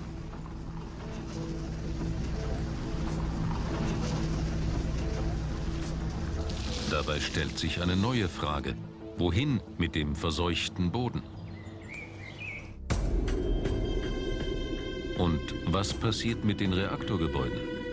Es wird noch Jahre dauern, bis sich die Reaktoren so weit abgekühlt haben, dass ein Abbau beginnen kann. Jeder Stein, jedes Kabel ist verseucht und muss entsorgt werden. Wo soll das alles hin? Als man die Kraft der Atomkerne entdeckte, da war die Faszination für diese damals sehr moderne, offenbar völlig beherrschbare, möglicherweise ganz saubere, eventuell sogar ewige Energiequelle riesig. Die technisierten Gesellschaften waren so fasziniert, dass alle Hinweise auf eventuelle Probleme gar nicht ernst genommen wurden. Das Motto in den 50er und 60er Jahren war, wir können alle Probleme lösen, wir schaffen das. Heute ist die Kernkraft ein Auslaufmodell. Kernkraftwerke standen einmal für den industriellen Fortschritt. Die Welle der Atombegeisterung ergriff auch Deutschland. Die Idee dahinter: saubere Energiegewinnung. Seit den 60er Jahren wurden insgesamt 37 Kraftwerke in Deutschland gebaut. In Zeiten von knapp werdenden Rohstoffen versprach die Kernenergie billige und auf den ersten Blick umweltfreundliche Energiegewinnung, fernab von Kohle und Öl. Das Konzept, das dahinter steckt, scheint verblüffend einfach. Neutronen treffen auf Urankerne, die sich dabei aufspalten und gewaltige Energiemengen freisetzen. Doch die Atomkraft hat einen entscheidenden Geburtsfehler. Bei der Energiefreisetzung entstehen hochgiftige Nebenprodukte, der atomare Müll. In den Brennstäben fällt der am stärksten verseuchte Abfall an.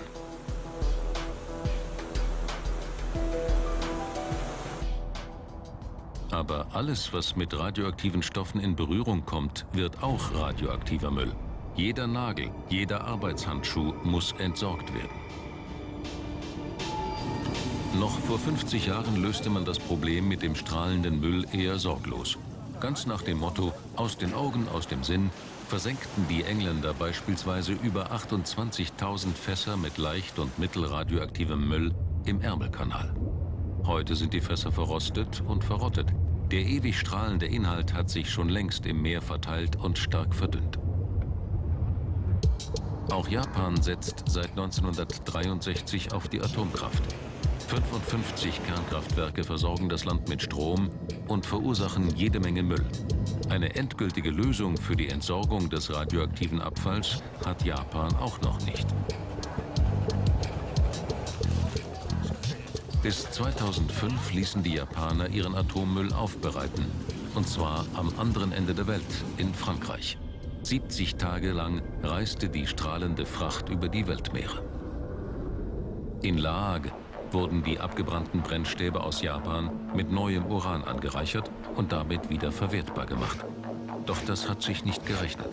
Außerdem entstand dabei neuer hochradioaktiver Müll, ein Teufelskreis.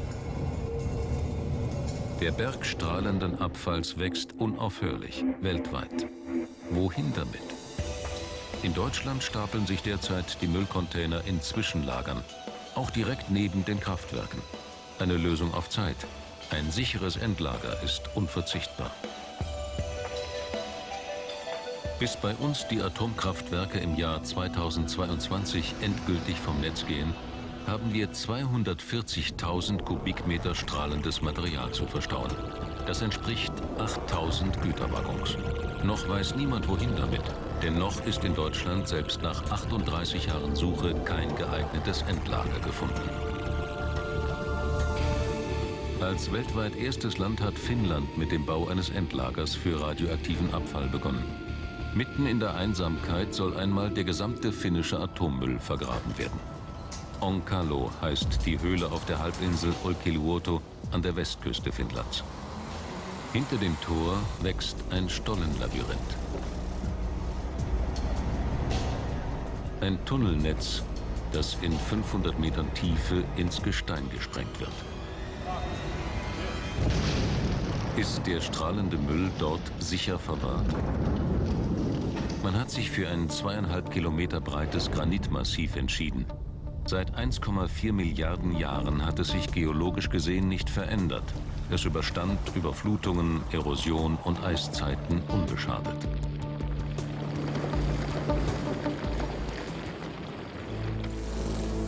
So geht man davon aus, dass Stollen im Granit auch für die nächsten 100.000 Jahre stabil bleiben und als sichere atomare Endstation dienen. Die Finnen haben bisher nur 4 Atomkraftwerke. Diese decken aber fast ein Drittel ihres Energiebedarfs. Auch nach der Katastrophe in Japan setzt man hier weiter auf Atomkraft und baut das modernste Kernkraftwerk der Welt direkt neben das Endlager. Und damit wächst der Atommüll immer weiter an.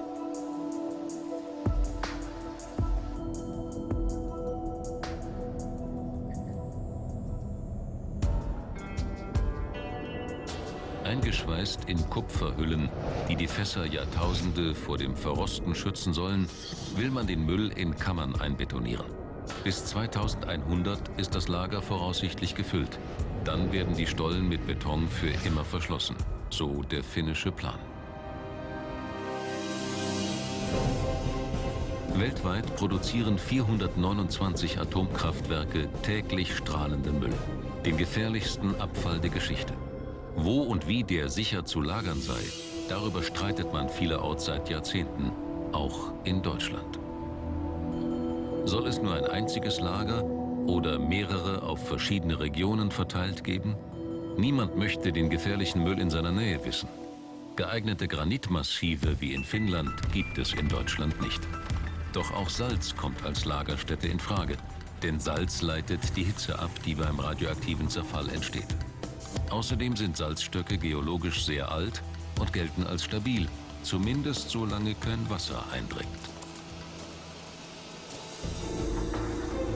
Gesucht ist ein Tresor für die Ewigkeit, aus dem über Hunderttausende von Jahren nichts nach außen gelangt. Für die nächsten 7000 Generationen muss das strahlende Material sicher verwahrt bleiben. Eine verbotene Zone für eine sehr lange Zeit.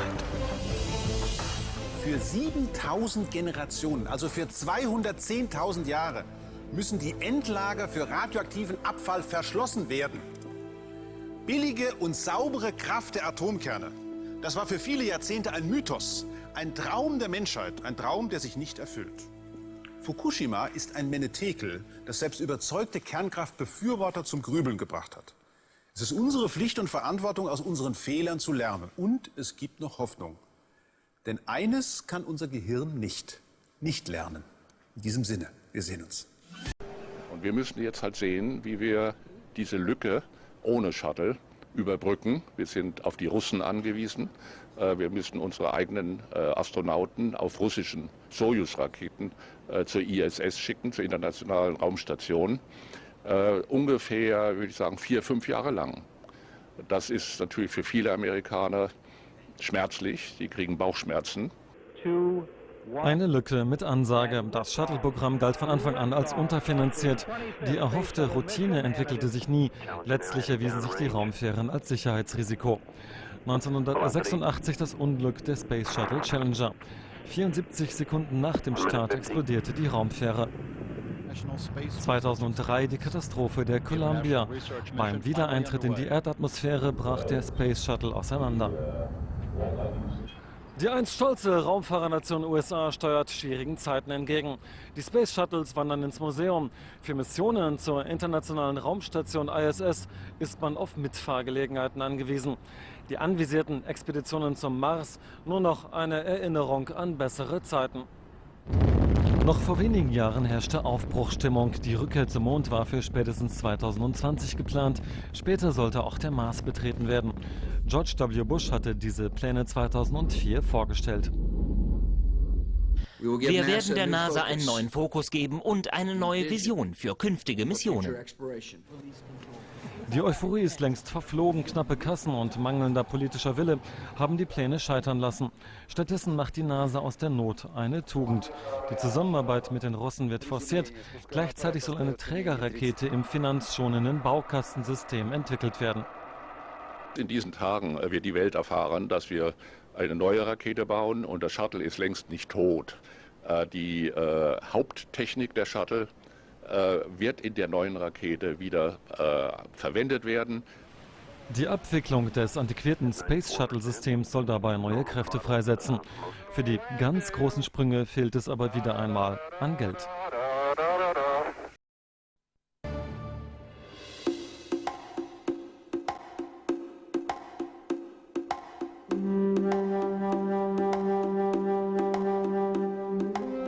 The allure of Egypt's ancient treasures may form the bedrock of any recovery in the country's fragile economy.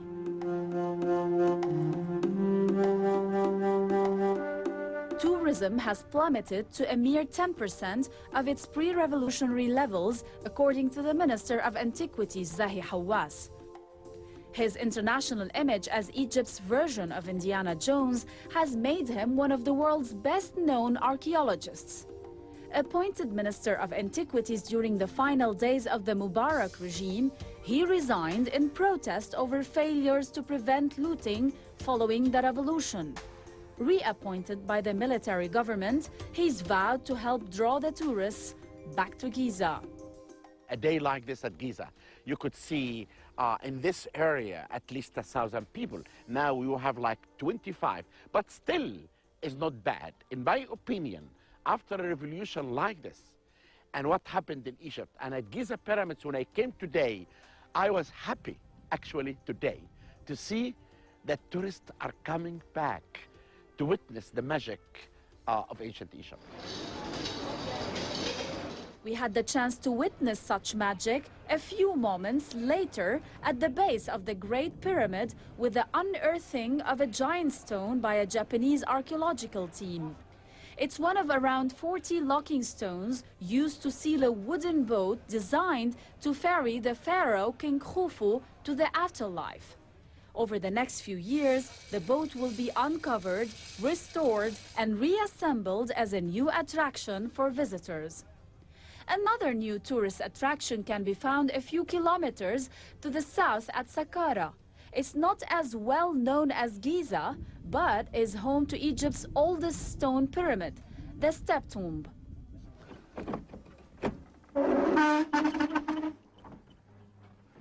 Wow. That's different than Maya. That's different than Maya.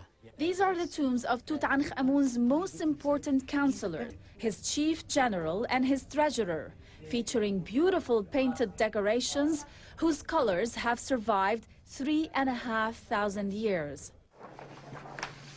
Saqqara is also the focus of what may become one of the most exciting developments in archaeology in a generation.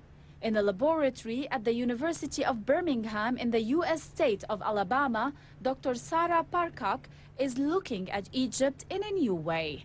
Using a combination of NASA satellite and infrared technology, she's able to see the outline of buildings lying beneath the sand. Here we have what is probably a house. And what's amazing is that we can actually see the blueprint of an entire city, 3,000 years old. We have never before been able to see a street map of an entire city from space in Egypt. If you have satellite images in your hand, you can see buried structures made of mud brick or limestone. These structures could be pyramids, could be tombs, could be temples, could be cities. Then it's impossible for anyone to identify these structures without excavations. But we had one satellite photograph at South Saqqara, and we examined the site, and we excavated the site, and we found, based on satellite image, one base of a pyramid. What caught my eye, though,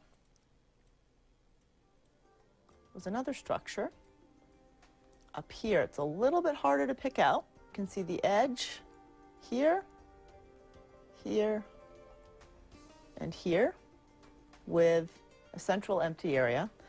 And the more you zoom out, the more you can see how it's the exact same shape. Again, we're not going to know for sure until we excavate. It could be an elite tomb. It could be that workers started on building a foundation of a pyramid or an elite tomb and they had to abandon it. What the imagery has shown us is that, we've always asked the question, how much of ancient Egypt is there left to find? And how can we even begin to answer that question? And what the imagery has shown with all of the thousands of possible sites all over Egypt, I think personally that we've uncovered less than 1% of ancient Egypt.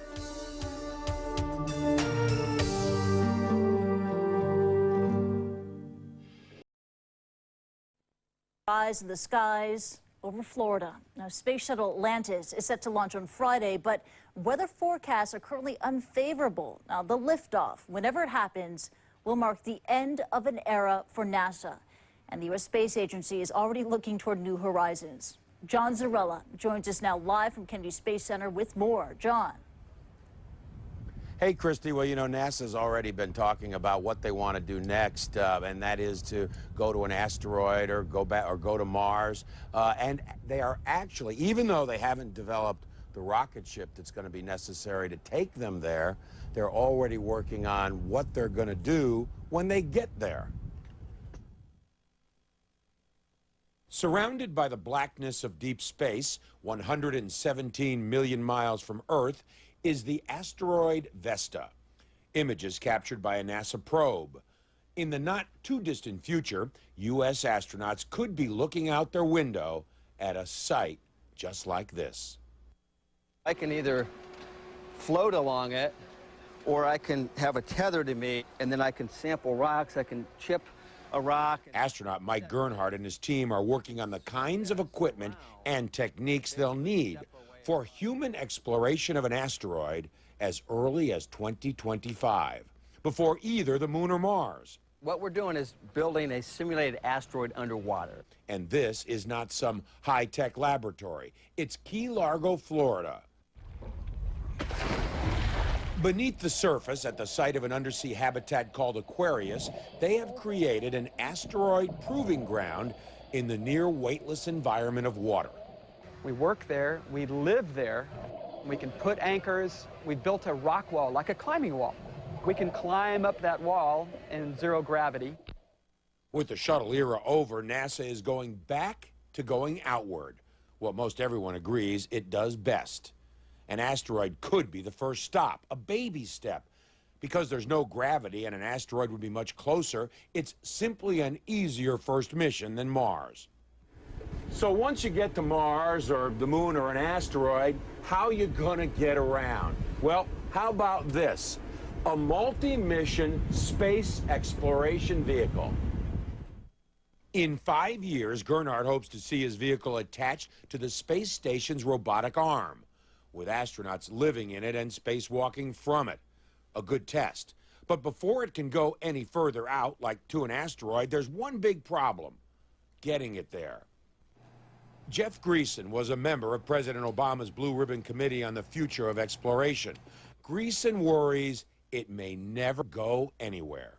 It's a very expensive thing for NASA to maintain, and the result of that, as I see it, is that if NASA does successfully develop this launch vehicle, there will be no budget to do anything with it. The man commanding the last shuttle flight worries too. Talk of trips back to the Moon and on to Mars have always been, well, just talk.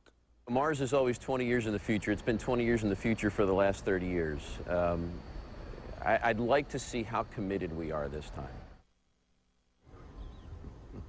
Yeah, it's funny. I actually got to drive that that little moon buggy or asteroid buggy around. That was a lot of fun. I got to tell you, Christy, driving that thing. I didn't crash either, which is, I guess, a good thing. Don't want to ruin the NASA hardware. No, you don't want to do that. And you've had some incredible access over the years covering this story. I mean, this is an end of an era for NASA, also for its shuttle crew, and for fans. What's next for them? Yeah, it's the end of the year for me. I'm wondering what I'm going to do next without the shuttle probe. But there'll be plenty of space events to cover, commercial space events. And you know, it's funny. I talked to the NASA launch director, Mike Leinbach, who is going to be, you know, handling the Atlantis launch. And I said to him for a documentary that I did, I said, Mike, what are you going to do after the shuttle stops flying? And he said, well, John, he said, I'm the launch director. There won't be any launches to direct, so I don't know. So I guess that's kind of where a lot of people are in that same boat, kind of wondering what is next and what are they going to do next. Yeah, they're quite literally up in the air. John Zarella joining us live. Thank you very much indeed. And of course, John will be part of our special coverage for the launch of Atlantis. And Anderson Cooper will be joined by former NASA astronauts. So tune in for Space Shuttle Final Mission. It's happening Friday, 2 p.m. here in Hong Kong, at 6 p.m. in Abu Dhabi, right here on CNN. Ein riesiger Sandsturm hat den Großraum der Millionenmetropole Phoenix im US-Bundesstaat Arizona überzogen. Die Wolke war bis zu 48 Kilometer lang. Der Flughafen musste geschlossen werden. Durch die schlechte Sicht stockte der Verkehr. Der Sturm entwurzelte auch Bäume. Berichte über Verletzte gibt es bislang nicht.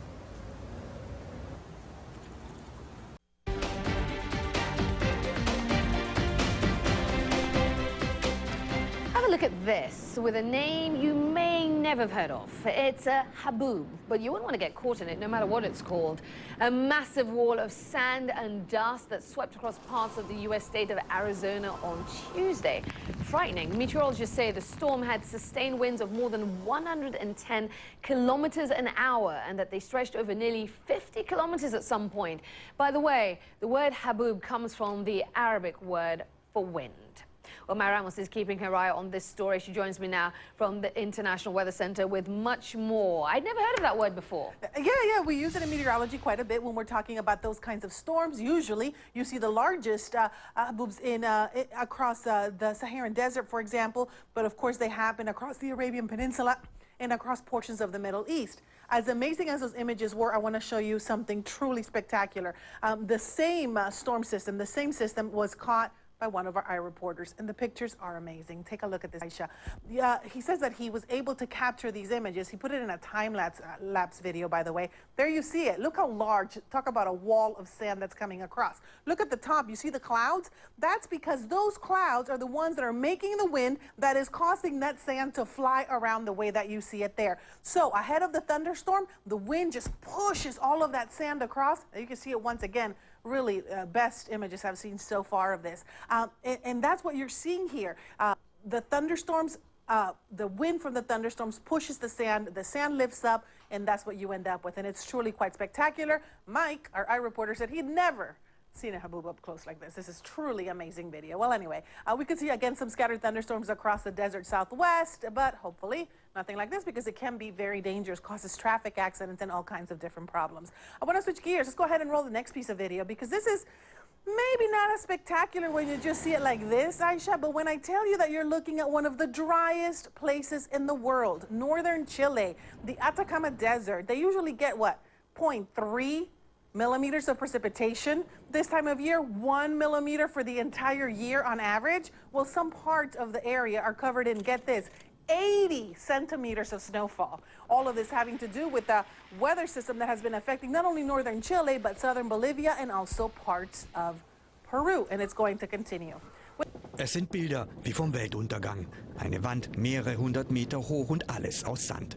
Eine Walze, die mit Tempo 80 über das Land zieht, Dörfer, Städte und Metropolen in dunkle Nacht hüllt.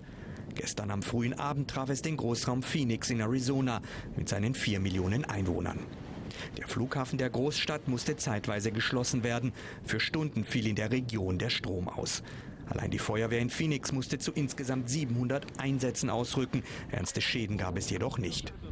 Für die Menschen in Arizona sind Sandstürme um diese Jahreszeit nichts Ungewöhnliches. Eine Breite von fast 50 Kilometern, wie in diesem Fall, kommt jedoch auch hier sehr selten vor. U.S. state of Florida, where weather permitting, the last shuttle of NASA's space program is due to lift off this Friday morning.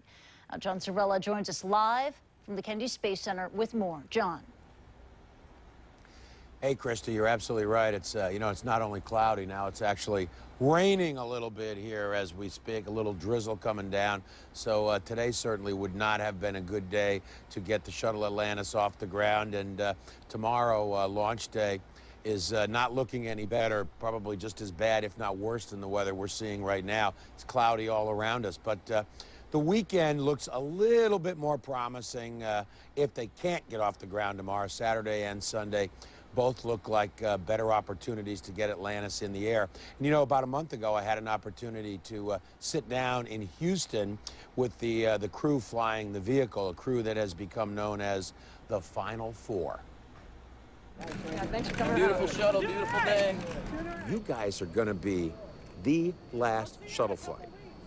What's going through your mind? You're going, oh, man, why me? Or is it like this? It's kind of like being at Disneyland late at night and thinking, okay, am I going to get to the front of the line before the ride closes? Or am I going to actually get to get cut off at the very end? So when we finally got assigned to the flights, I'm like, wow, you kind of squeaked by. And then to realize that this, probably will be the last space shuttle mission ever was, it really felt like an honor to be a part of it. We want to make sure we get the job done.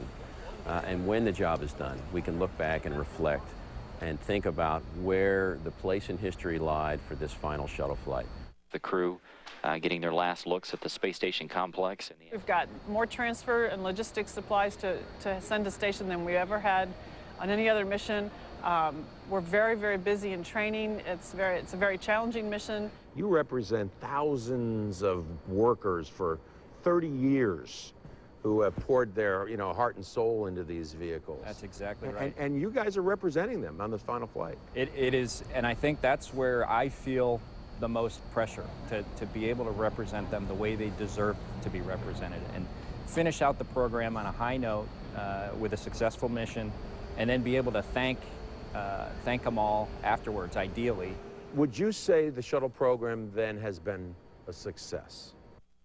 I think at times it is the, I hate to use the cliche, but it sometimes has been the Rodney Dangerfield of this space program over the years. But it's just the amount of payload it can take to orbit, the amount of payload it can bring back, 7 people on top of that, where else have we seen that in a space program?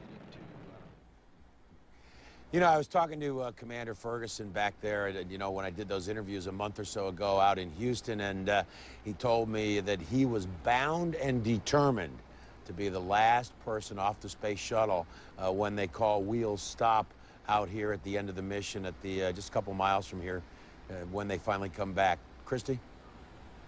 That would be a very interesting dynamic to witness between the astronauts jostling at the exits there. John Zarella joining us live. Thank you so much, John.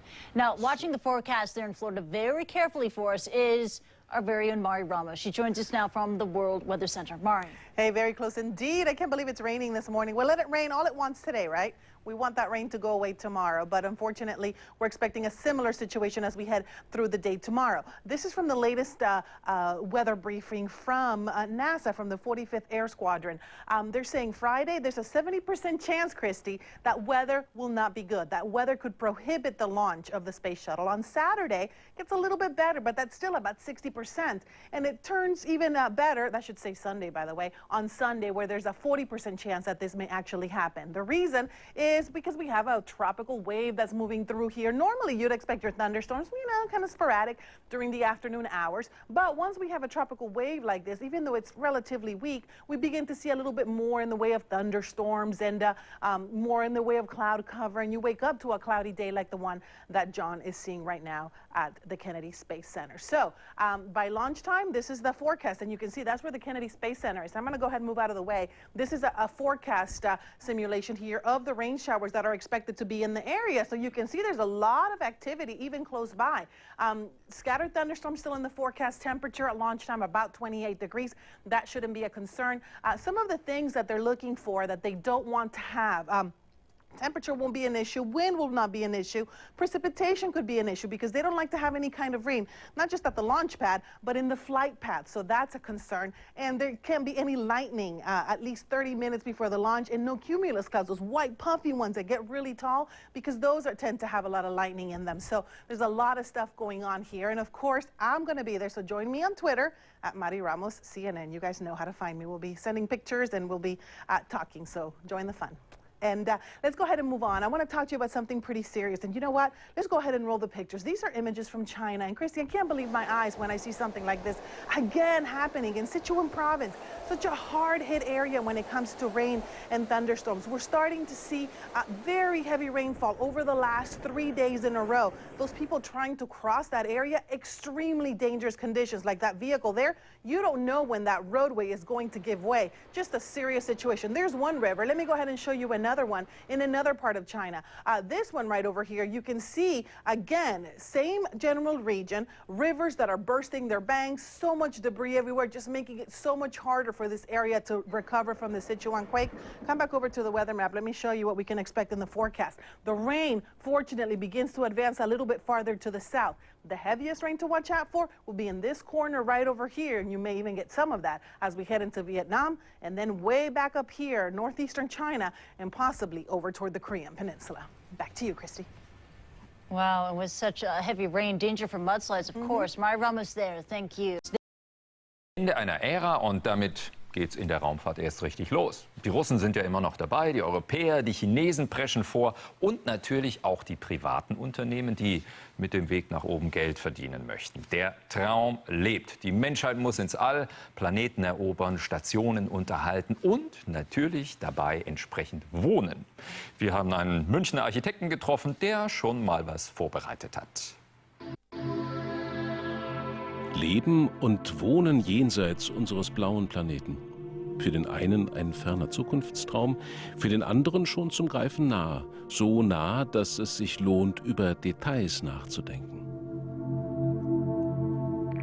Details wie beispielsweise Material, Licht und Design einer Mondstation, aber auch der Frage nach Wohn- und Arbeitswelten und das immer mit dem Blick fürs Machbare. Die aufblasbare Moonbase 2 ist nur eines von vielen Objekten, bei denen der Münchner Architekt Andreas Vogler seiner Fantasie freien Lauf lässt. Als Kind erlebte er fasziniert die erste Mondlandung. Spätestens seit seinem Architekturstudium hat es ihm alles Unbekannte besonders angetan. Doch damit nicht genug. Das andere ist natürlich, dass auch im Weltall Menschen leben, die wohnen und arbeiten da. Und da ist es natürlich sehr offensichtlich, dass man da vielleicht als Architekt auch etwas beitragen kann. Und wir haben das angefangen, als die internationale Raumstation geplant wurde, haben wir gesehen, dass es da auch ein Wohnmodul gibt. Und das Thema Wohnen ist natürlich eine der Kompetenzen des Architekten. Und so sind wir an die reingekommen. Einige damals für die ISS entworfene Modelle durften Vogler und seine Kommilitonen während eines Parabelfluges der NASA auf Tauglichkeit testen. Auf die ISS schafften es ihre Objekte am Ende nicht. Das große Wohnmodul wurde zugunsten kleinerer Wohneinheiten gekippt. Doch der Traum vom Wohnen im All hat sich damit nicht ausgeträumt. Neue Hoffnung setzt Andreas Vogler auch in die private Raumfahrt. Ein deutsch-schweizerisches Konsortium will bis 2013 den ersten Touristen in den Orbit schießen. Die Ideen und das Design der Inneneinrichtung des Raumgleiters stammen unter anderem vom Münchner Architekten mit Schweizer Wurzeln. Doch was in der Animation leicht aussieht, scheitert in der Praxis oft an technischen Details und am knappen Geld. Und so braucht auch ein Weltraumarchitekt mehr als nur ein Standbein.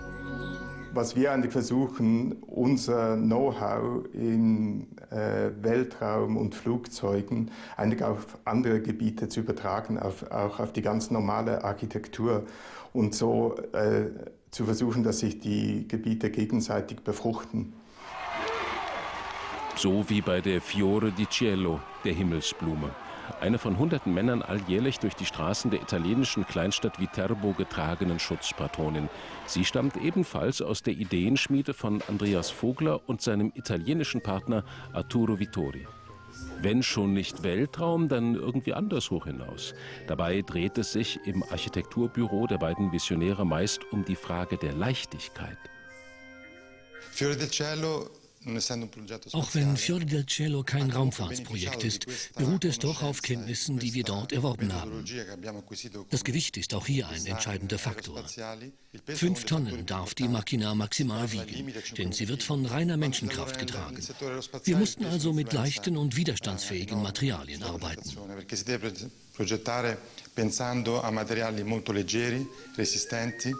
Leichtigkeit ist sehr wichtig. Man könnte die Architekturgeschichte anschauen als eine Entwicklung von Schwere zu Leichtigkeit, von Pyramiden zu Raumschiffen. Und so durfte auch die Skulptur, die beim letzten Start der Endeavour mit ins All flog, nicht viel wiegen.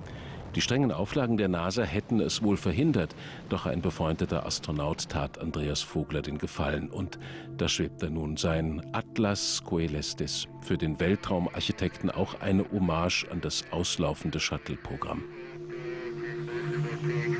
Wir leben ja in einem Jahr, wo die letzte Shuttle-Mission stattfindet. Und ursprünglich war vorgesehen, dass die Endeavour die letzte Mission ist. Jetzt gibt es noch eine.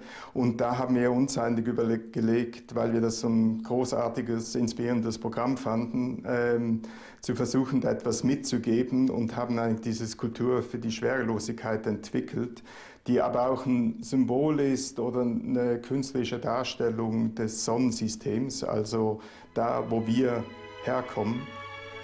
Und wo Menschen immer wieder seit Jahrhunderten einen Traum träumen. Den Traum, unseren Planeten zu verlassen, um das eigene Sonnensystem zu erobern und fremde Planeten zu besiedeln.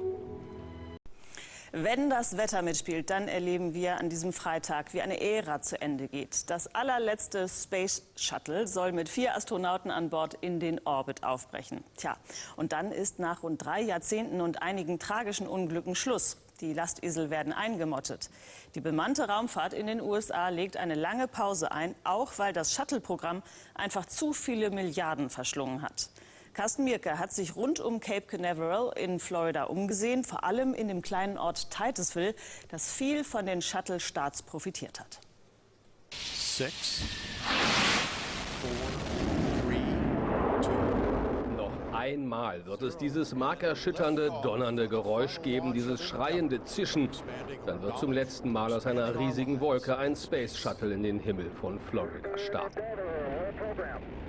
Und wie seit 30 Jahren werden direkt gegenüber in dem kleinen Städtchen Titusville Millionen Besucher am Ufer stehen und dem Spektakel zujubeln. Da, wo sich auch jetzt wieder die Stadt alle Mühe gibt, aufzuräumen. Es soll schließlich ordentlich sein, wenn unsere vielen Gäste kommen, sagt er. Eine Arbeit begleitet von klammen Gefühlen. Ich bin schwer deprimiert, dass die Ära vorbei ist. Weiter oben in der Stadt rüstet sich Laura in ihrem Fischrestaurant für das letzte große Geschäft. Ehrlich gesagt war hier jedes Mal so viel los, dass wir kaum hinterherkamen. Vorne im Dixie Crossroad sitzt Dean, der uns stolz und traurig zugleich seinen Ring zeigt. Für 30 Jahre Arbeit am Space Shuttle. I'm kind of proud, you know.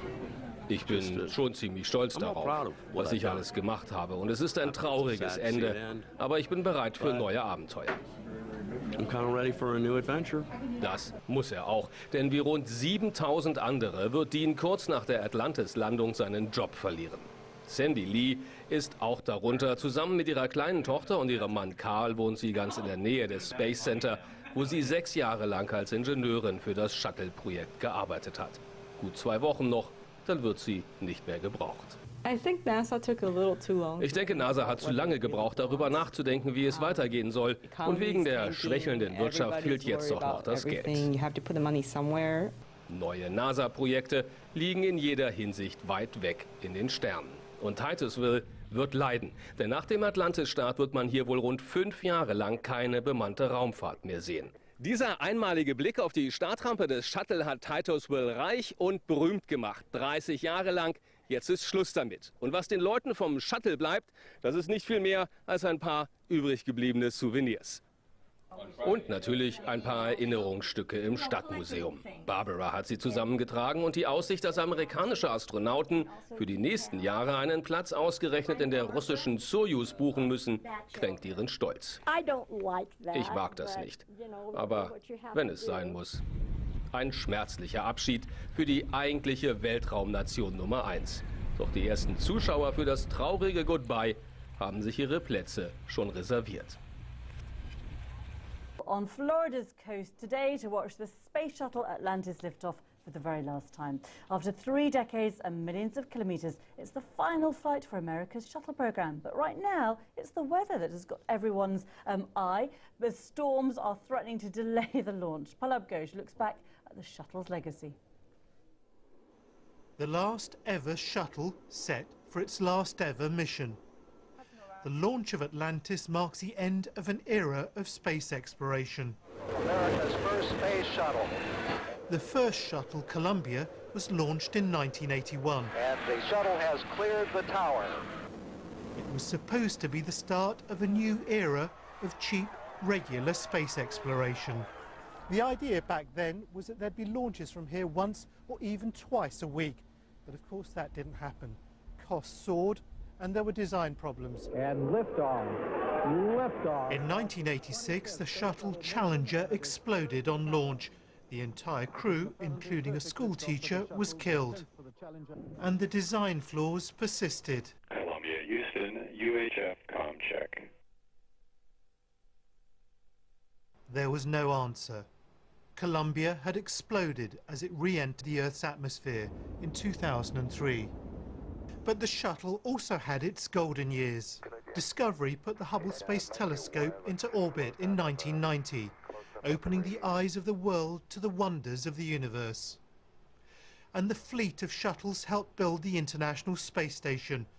That wasn't enough, though.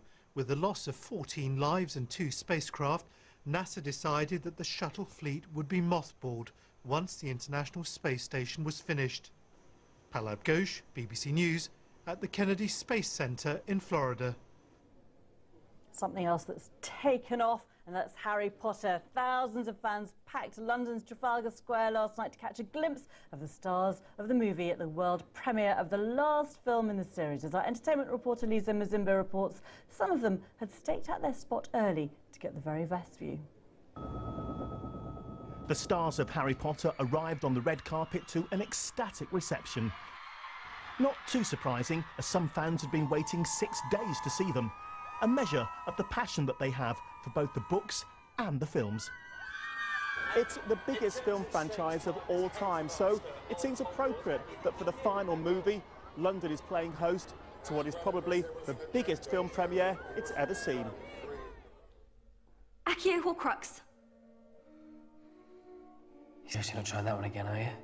That kind of magic wouldn't work. The Deathly Hallows Part 2 completes the film saga that began 10 years ago in the first movie. It sees Harry searching for the means to destroy his arch-enemy, Lord Voldemort.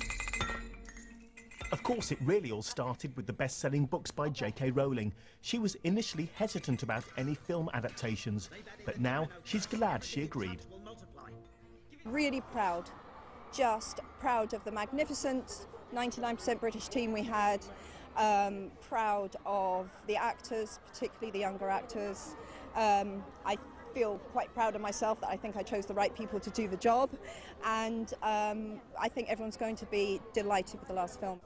Saying goodbye is sad for cast and fans. For both, part of their childhood is finally over. Lisa Mzimba, BBC News, Trafalgar Square.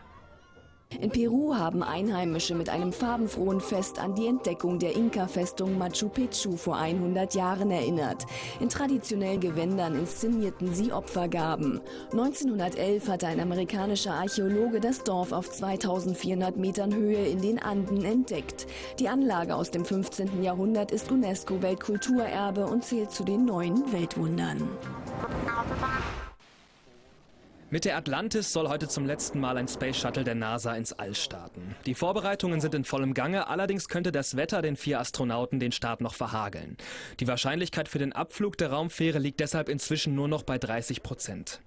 Mit dem Start endet eine Ära. 135 Shuttles schickte die NASA in den letzten 30 Jahren ins All. 2 davon endeten tragisch. Die Challenger stürzte 1986 ab, die Columbia 2003. Das Ende der staatlichen US-Raumfahrt bedauern einige Fans schon jetzt. Warum muss es schon enden? Sie sind doch noch nicht bereit für etwas anderes. Warum gibt es nicht weitere Missionen? Die NASA hat darauf eine einfache Antwort. Die Raumschiffe sind zu alt und zu teuer. Stattdessen möchte sie demnächst mit privaten Raumfahrtunternehmen zur ISS fliegen. Das kann allerdings noch ein paar Jahre dauern und bis es soweit ist, werden die Russen wohl mit ihren Sojus-Kapseln einspringen müssen. Sie haben in der Zwischenzeit fast ein Raumfahrtmonopol. And another story that we're tracking, the heavy rain as well as the strong winds moving through parts of the UK. That area low pressure still spinning. The problem is it's still going to be bringing some rain through western parts of France as well as to the north. And why do I say that? Well, because big race going on, the 7th stage of the Tour de France. Let me show you some of the images from yesterday. Look at this, Manita. This is not what you want to see. Rain as well as windy conditions. You're looking at images of the spectators. Of course, more importantly, the riders who have to brave those conditions. And the reality is, for today, chance for some severe storms across that region, Manita. Yeah, I thought walking in my heels in the rain was tough enough. Right. That's probably worse. God, I try walking in flip-flops. You fly everywhere, don't you? Deadly. That's true. Jen, thank you You're so welcome. much for that. Well, governments no longer have the space race to themselves now that private companies are increasingly getting in on the act. As Aisha Dergahi reports, it's not all about rockets and astronauts. All the world's a stage, and for decades, men and women have sought to explore and exploit what lies behind the scenes in space.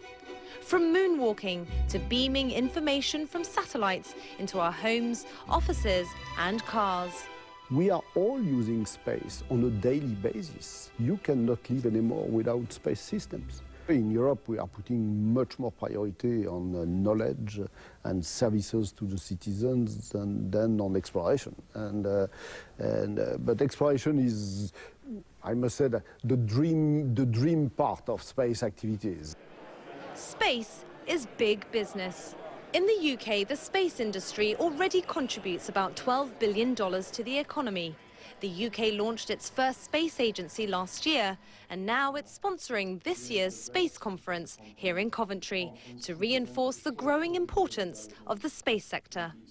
It employs about 23,000 people directly, and another 60,000 people are employed because the space industry exists. And that's, when we look at the 23,000, that's the core people whose jobs would not exist if it were not for satellites. But there's also the way which we don't count, how it's changed, for example, satellite broadcasting for television sports, for news reporting, for overseas broadcasting. It's created a whole new genre of people employed in the field, all using satellites. How we get the satellites up into space is a market that UK-based company Reaction Engines hopes to revolutionise, to lead the way in sustainable transportation with its Skylon spaceplane by 2020. The problem with current rockets is you throw most of it away when you get into space. What we're trying to do is to come up with a rocket which is reusable. So it's more cost-effective? Very much more cost-effective. Then do you envisage it being converted into a passenger version? I do believe that we're starting a new industry here, and in the future there will be future versions of this vehicle and people will build different vehicles to do different jobs. Reusability is also key for Virgin Galactic, Richard Branson's space venture.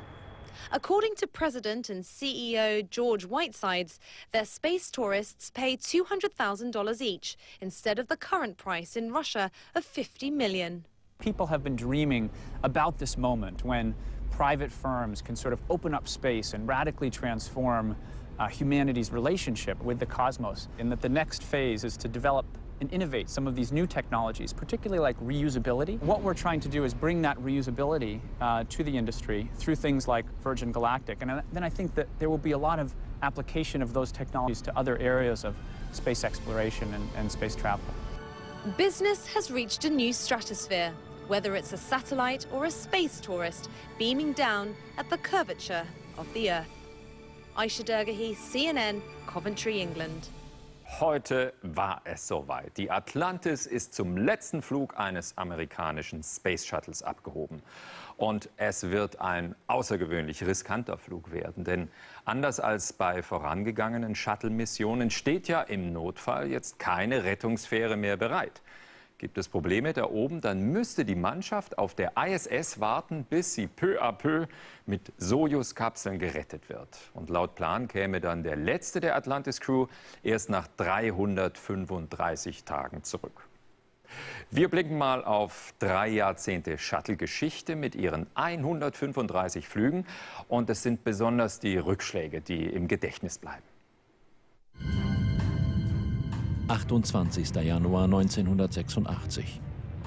Der 25. Start eines Shuttle. An Bord eine Lehrerin. Krista McAuliffe war unter 11.000 Kollegen ausgewählt worden. Ihre Schüler sind da.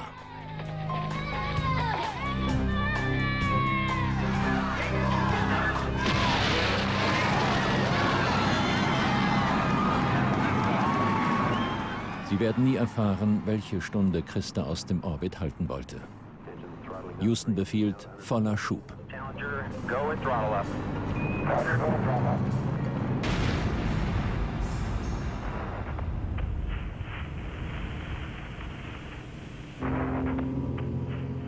Alle 7 Besatzungsmitglieder sterben. Die Welt ist geschockt.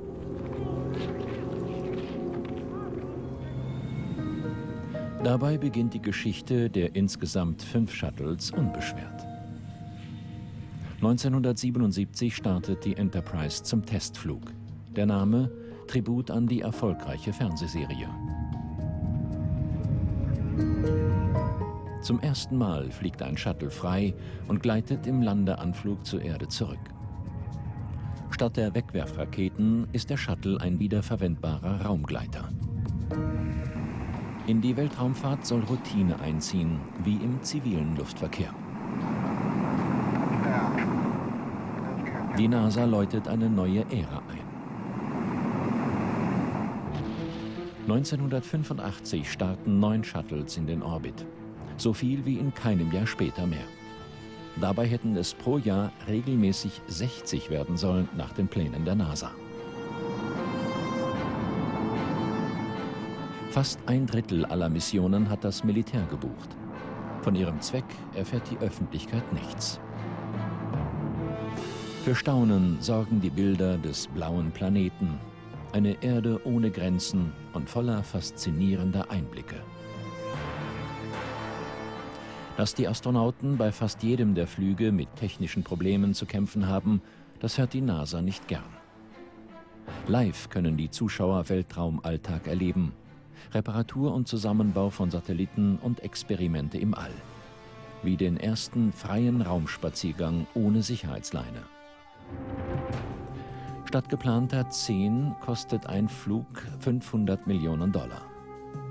Zwar retten Astronauten das fehlkonstruierte Weltraumteleskop Hubble, das dann Bilder von fernen Nebeln und Galaxien zur Erde schickt. Doch russische Wegwerfraketen sind viel billiger als ein Shuttle. Sie sichern den Nachschub für die internationale Raumstation. Der Shuttle steht unter keinem guten Stern. Am 16. Januar 2003 ist die Columbia startklar. An Bord 2 Frauen, 5 Männer. Sie gedenken der Challenger-Katastrophe auf den Tag genau vor 17 Jahren mit einer Schweigeminute. 4 Tage später bricht der Funkkontakt ab. Die Flugkontrolle ahnt noch nichts. In diesem Moment verglühen alle Astronauten.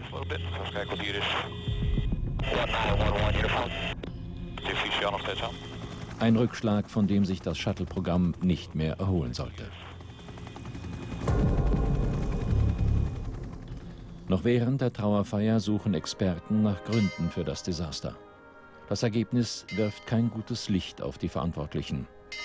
Wie die Challenger wurde die Columbia ein Opfer technischer Pannen und unglücklicher Umstände. Der allerletzte Shuttle im All ist die Atlantis.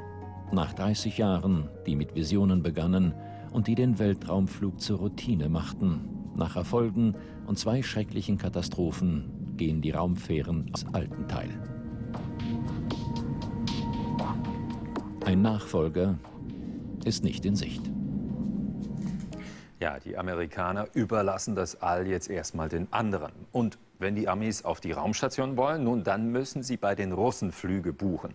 Das Ticket kostet da etwa $50 Millionen für jeden Astronauten. Aber im Vergleich zu den 210 Milliarden $, die man fürs Shuttle-Programm insgesamt ausgegeben hat, ist das ja ein echtes Schnäppchen. Mit 4 Minuten Verspätung startete heute um 17:30 Uhr von Cape Canaveral aus das letzte Mal ein US-Space Shuttle ins Weltall. Die Raumfähre Atlantis soll 4 Astronauten zur internationalen Raumstation ISS bringen. Danach legen die USA die bemannte Raumfahrt wegen zu hoher Kosten erstmal auf Eis. Im und rund um den Weltraumbahnhof verlieren jetzt viele Menschen ihre Jobs. Aus den USA David Oertling. 2, 1, 0 and lift off. Amerikas Traum soll weitergehen, auch wenn eine Ära zu Ende ist. Lift-off für die letzte Shuttle-Mission heute in Cape Canaveral. Zum letzten Mal erschüttert der ohrenbetäubende Lärm des startenden Shuttles die Küste Floridas. Eine Ära geht hier zu Ende und Millionen Menschen schauen zu, hier auf dem Kennedy Space Center, aber auch auf den Stränden drumherum, und sie tun das mit Wehmut, denn sie wissen, es muss Jahre dauern, bis es hier von der NASA wieder bemannte Raumfahrt geben wird.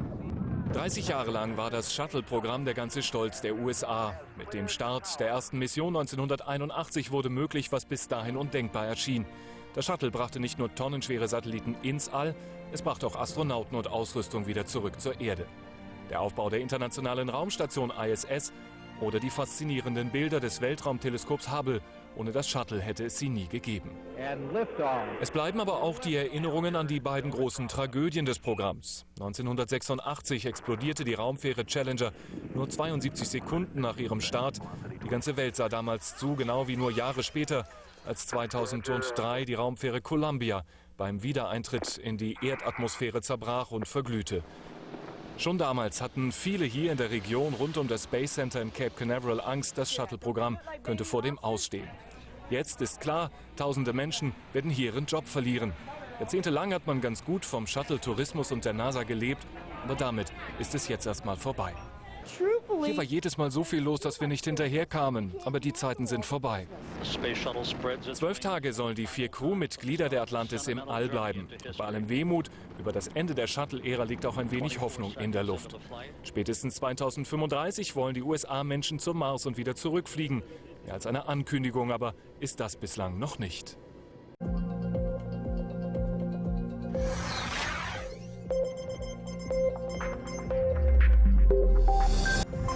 Ende einer Ära, die US-Raumfähre Atlantis hat ihre letzte Reise ins Weltall angetreten. Das Shuttle sollte die Raumfahrt rentabel machen. In den riesigen Laderaum hätte ein ganzer Linienbus gepasst. Satelliten, Raumlabore und bis heute 355 Passagiere wurden so ins All transportiert. Auch das wissenschaftlich so wertvolle Weltraumteleskop Hubble und eine ganz banale Toilette für die Raumstation ISS. Das Space Shuttle ist wiederverwendbar. Nach dem Einsatz im All kann es wie ein Flugzeug auf der Erde landen. Das sollte Kosten sparen, hat es aber nicht, denn jeder Shuttleflug kostet $1,5 Milliarden. 135 Weltraumflüge haben die Shuttles zu Legenden der Raumfahrt gemacht. Hunderttausende Zuschauer wollten den letzten Start der Atlantis sehen. Kurz vor dem Start der Schock. Der Countdown bleibt stehen bei 31 Sekunden. Stoppt das Wetter ein letztes Mal das Shuttle? Nein, kurz darauf geht es weiter. Die Triebwerke zünden. Ein letztes Mal bebt auch noch kilometerweit entfernt die Erde. Es ist das Ende einer Epoche. Amerika nimmt Abschied vom Space Shuttle. Das ist das Ende einer Ära, die mein Leben 30 Jahre lang geprägt hat.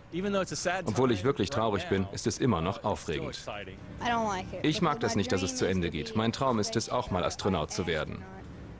Seit dem ersten Start vor mehr als 30 Jahren war das Space Shuttle das Aushängeschild der NASA. Ein Alleskönner. Große Nutzlast, Personentransport. Das Space Shuttle startet 135 Mal. Dennoch bleibt es hinter den Erwartungen zurück. Zu teuer, zu anfällig, immer wieder Rückschläge. 1986 explodiert die Challenger kurz nach dem Start. Ursache ist eine undichte Stelle in einer der 2 Feststoffraketen. Und wegen eines Defektes im Hitzeschild verglüht 2003 die Columbia beim Wiedereintritt in die Atmosphäre. Die NASA hält am Programm fest, vor allem um die internationale Raumstation ISS weiterzubauen, bis die Politik den teuren Shuttles den Geldhahn zudreht. Das letzte Space Shuttle ist gestartet. Nach mehr als 30 Jahren geht damit eine Ära zu Ende. Zurückbleiben ein paar Museumsstücke, jede Menge irdischer Weltraumschrott und ein Gefühl der Ernüchterung. Denn in all den Jahren ist es den Amerikanern nicht gelungen, einen Nachfolger zu entwickeln. Jetzt müssen die Russen aushelfen. Mit ihren zuverlässigen und günstigeren Sojus-Kapseln übernehmen sie die Transporte. Auf Dauer aber wollen die Amerikaner wieder die Führung am Himmel übernehmen. Mehrere private Firmen stehen in den Startlöchern.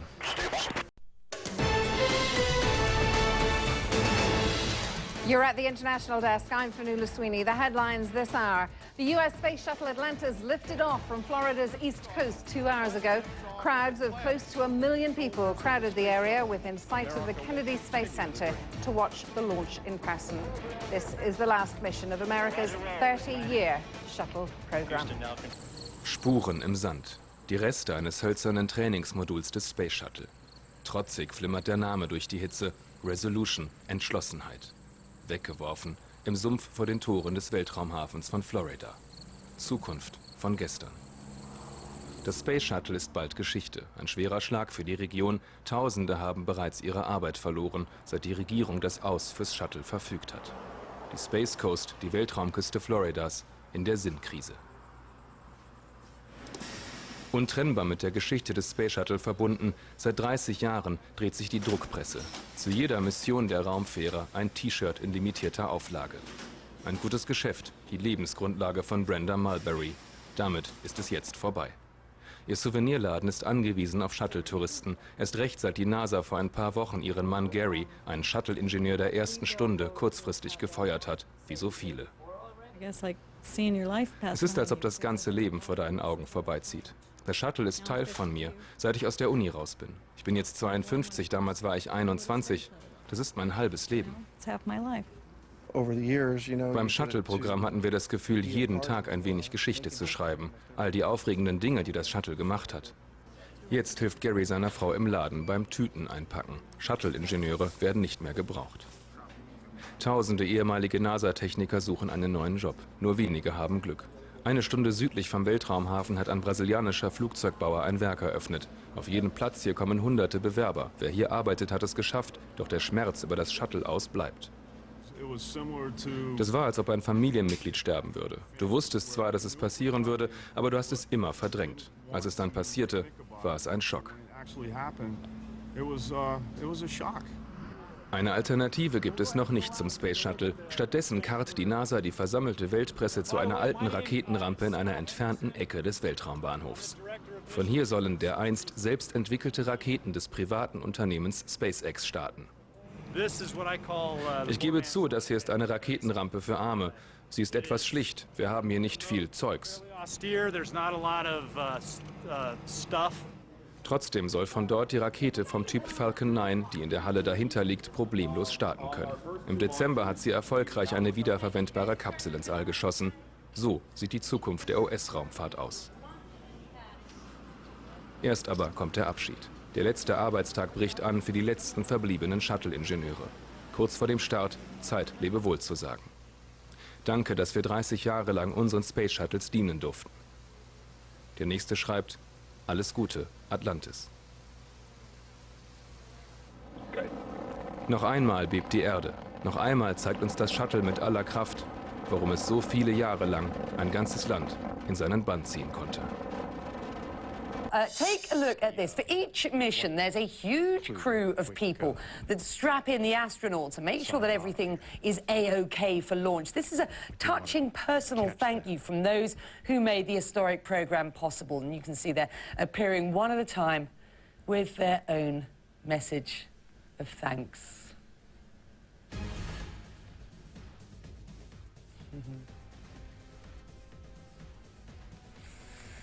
An era ends, so who will pick up where the US has left off? Next up is a new space race emerging. We're going to take a look at some of the countries well on the way to filling the void. Stay with us.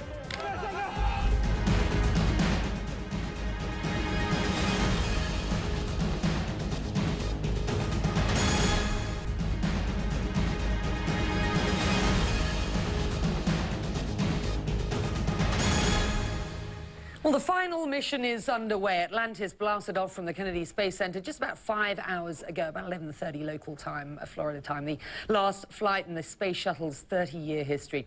It is the end of an era, of course, for the United States, but other countries are standing by to fill the void. We're going to take a spin around the globe on this story. Shortly, we're going to head to Moscow, where Matthew Chance will tell us how Russia fits in. From Mumbai, we'll hear from Malika Kapoor about India's controversial program. Going to begin for you, though, tonight in Beijing, where Stan Grant takes us inside China's space mission. Have a look at this. I'm Stan Grant in Beijing. As we all know, China continues to make its mark here on Earth, but it also wants to be a superpower of the skies, and it is well on the way to completing its long march to the moon. It was 2003 when astronaut Yang Liwei went where no Chinese man had gone before, into space. When he returned, it was a scene of absolute pandemonium. Yang carried aloft an instant national hero. This was the culmination of a space program that dated back decades. This old footage from the 1970s showing China launching its first satellite into orbit to a soundtrack of a Chinese revolutionary song. The successful rocket launch is hailed as a milestone. China's voice is finally heard in space, the narrator of this video says. How times have changed. As the United States retires its shuttle program, China is planning to launch a space station. From there, it will make the ultimate statement in the skies. Less than a decade ago, this man was China's first man into space. Its ultimate aim is to put a man on the moon. That would be the real test of China's power. I'm Matthew Chance in Moscow, and behind me is a replica of the Buran spacecraft, the old Soviet Union's answer to the US space shuttle program. It only flew once back in 1988, never really achieving the success of its American counterpart. All the more ironic, then, that with the end of the shuttle program, US astronauts must now depend on Russian rockets, which are much cheaper to get them into space, at least until the next generation of NASA spacecraft comes online.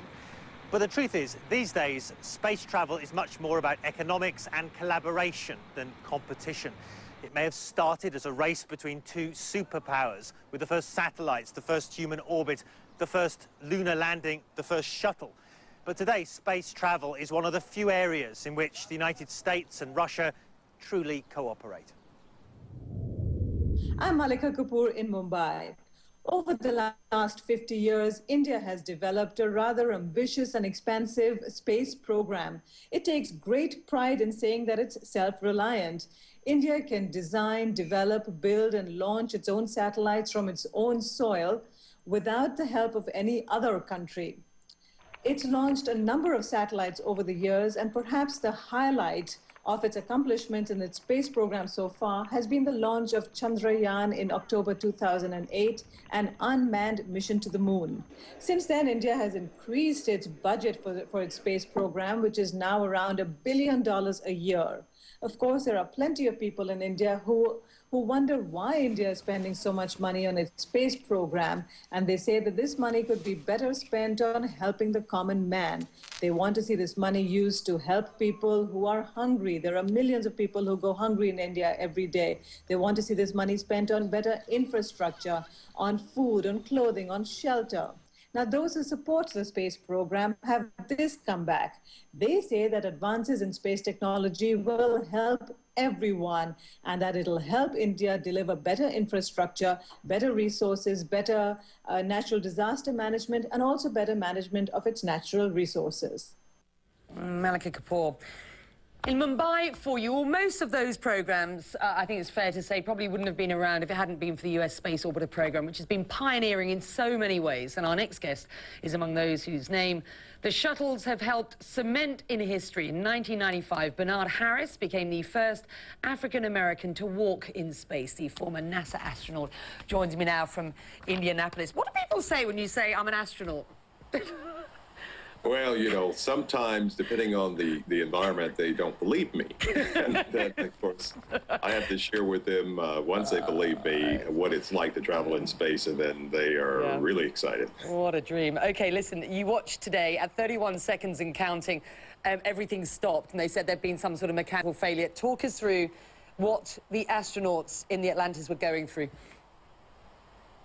Well, as you saw today, we usually go in about 2 to 3 hours before liftoff. So there's a lot of time to just sit on your back, thinking about, you know, contemplating what's going to happen in the next few minutes.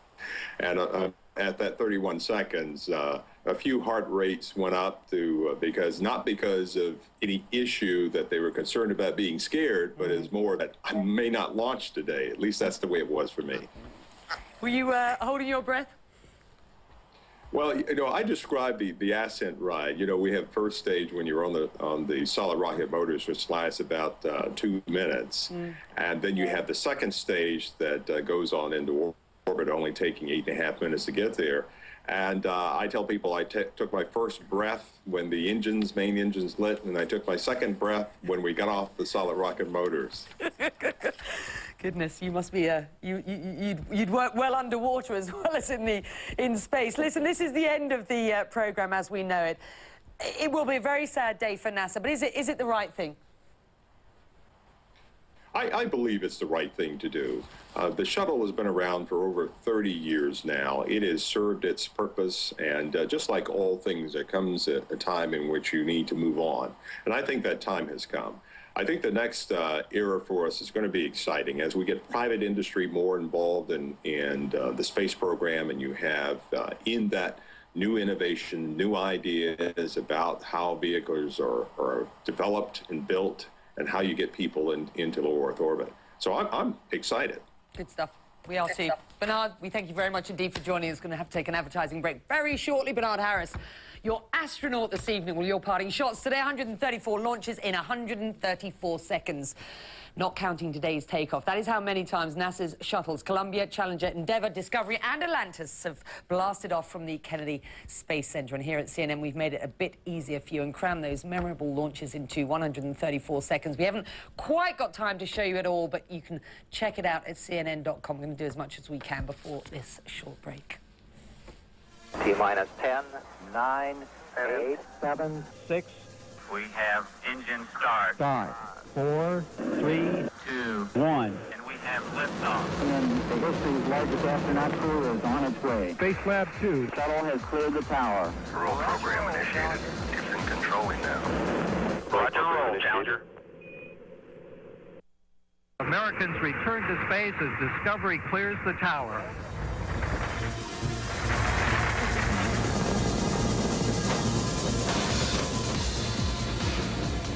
Liftoff of Columbia on the first dedicated medical research flight. 6-man crew on a Department of Defense flight. Let's climb to 28.5 degree inclination orbit. Atlantis speed now 500 miles an hour. Maximum dynamic pressure on the vehicle in the lower atmosphere. Heading engines at 100%. Well, the vehicle's rate of speed will virtually triple. Flight controllers standing by for burnout and jettison of the twin solid rockets.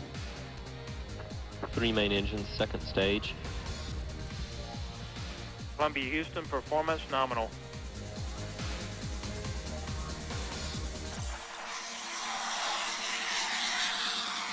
On a heads-down position, on course. Space Shuttle Columbia with the Microgravity Science Laboratory. Starts at about 1G vertical acceleration.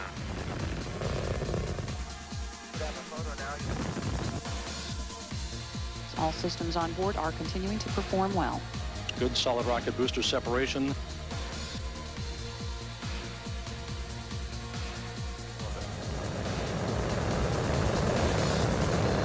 Houston now controlling the flight of Columbia, the international research mission finally underway. And liftoff of Space Shuttle Discovery, beginning America's new journey. And this begins its penultimate journey to shore up the International Space Station. Final liftoff of Discovery. Houston, Endeavour, all program. Roger, roll, Endeavour.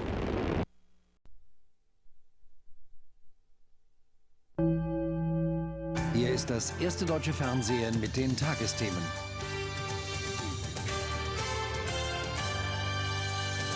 Guten Abend, meine Damen und Herren. Die amerikanische Raumfahrt erlebte heute ihren vorerst letzten Höhenflug. Unsere Tagesthemen. Abschied vom All, letzte Reise des Space Shuttle. Der Weltraum, unendliche Weiten. Wir schreiben das Jahr 2011. Das ist das letzte Abenteuer der amerikanischen Space Shuttles, die Jahrzehnte unterwegs waren, um den Weltraum zu erforschen. Nach 135 Flügen, 2 Katastrophen und vor allem nach mehr als 200 Milliarden Dollar ist jetzt Schluss. Da Präsident Obama demnächst möglicherweise nur noch sein Haushalt um die Ohren fliegt, werden die USA vorerst nicht mehr in Galaxien vordringen, die noch nie zuvor ein Mensch gesehen hat. Es sei denn, sie suchen sich neue Mitfluggelegenheiten. Über den Abschied vom Weltraum Hanni Hüsch. Aufgalopp von Amerikas letzten Raumfahrthelden. Fast noch hätte das Wetter das Finale durchkreuzt, aber dann lief alles nach Plan.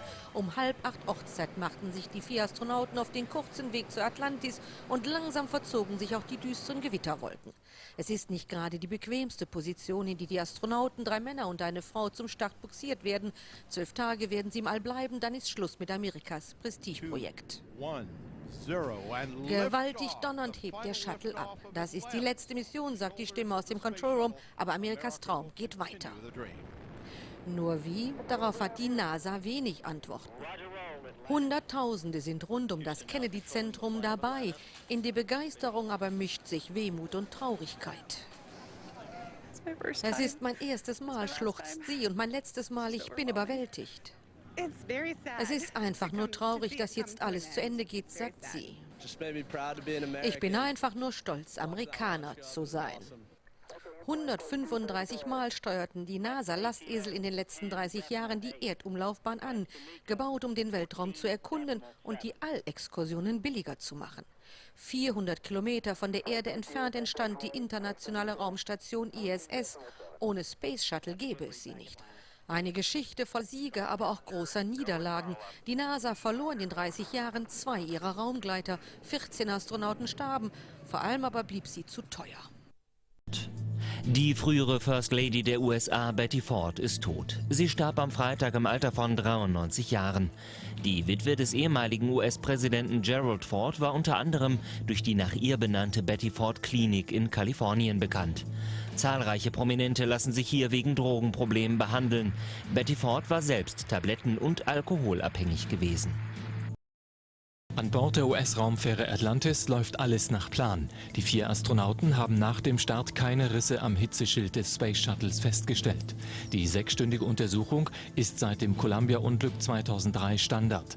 Die Atlantis dockt heute zum letzten Mal an die internationale Raumstation ISS an. Sie bringt rund 4 Tonnen Ausrüstung und Verpflegung mit. Coming up, we're going to talk about stars, those on the ground in Hollywood and those actually in space. So first, Britain's royal couple gets ready to head home after wowing Hollywood on their first North American trip as husband and wife. And then, Shuttle Atlantis closing in on the International Space Station. This will be the last such rendezvous ever.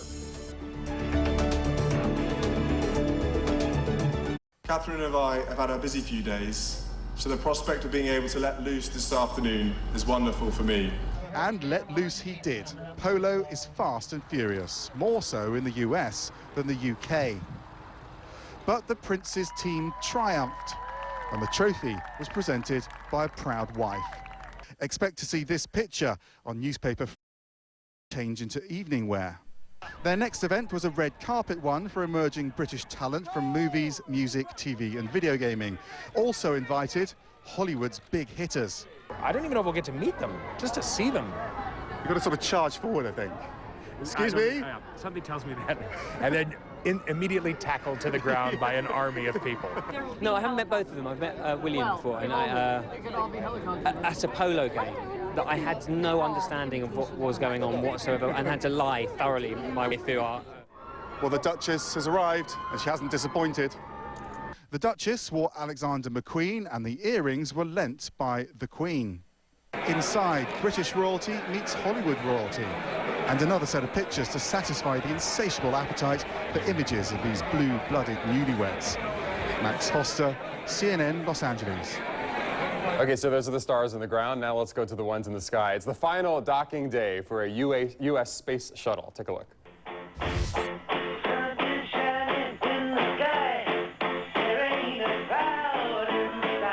You might be familiar with how NASA wakes up the astronauts, a new song every day. Well, that was the Electric Light Orchestra's Mr. Blue Sky, the Atlantis crew waking up to that song. In about 5 hours, the shuttle will arrive at the International Space Station to deliver parts and supplies. It'll be the last time they do that because this is NASA's final space shuttle trip. All right, let's turn to what is happening in Europe. Apparently, some stormy weather on the way. Karen McGinnis standing by to tell us more about that. Hey, Karen. Yeah, Reggie, did you watch the launch of the space shuttle? I did, and I was so happy to see that they got off the ground because we were talking about how there was a very slim chance of that actually occurring. Exactly, and then they stopped the clock at 31 seconds, and we all held our breath, and then we finally made it. They did. All right, yeah, we do have some storms that are rumbling around sections of Europe, and in particular from France, extending extending into the Alps, but as we go into Monday, looks like that's going to shift more towards Warsaw, into Minsk, also into Riga. That's where we're going to see the heaviest storms and some blustery winds as this area of low pressure pulls away from the UK and moves more over towards southern Scandinavia. It'll drop some showers also a little bit further towards the south, towards the Black Sea, but that's where we're looking at the highest concentration, where you saw that orange shaded area. I took a look in the past hour or so, east central France. Some thunderstorms have erupted there in the past couple of hours, and this is the axis of that rainfall in the next 48 hours, extending from the Alps all the way up to Latvia, Lithuania, and Estonia. Temperature-wise for Monday, take a look at this. We're seeing some of those cooler readings into western and northwestern Europe, but you head a little bit further across southeastern Europe. Athens expecting 31, Kiev 28. In Kiev, I've seen those temperatures in the low 30s over the past couple of weeks. We've gone for main engine start. The shuttle has cleared the tower. A spacecraft that launches like a rocket and lands like a plane. Touchdown. The beginning of a remarkable era. What we did in shuttle over 30 years dwarfed what was done in the Apollo era. But 135 missions later, the space shuttle program is being eliminated. What's next for NASA? You know, Mars has been 20 years in the future for the last 30 years. And could commercial space travel be on the horizon?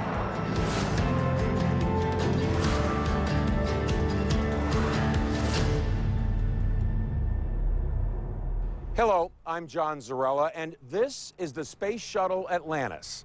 On the 17th of May, it rolled from the orbiter processing facility to the vehicle assembly building a quarter-mile away, the last time a shuttle would make the journey, bringing a glorious, sometimes tragic era, one step closer to the end.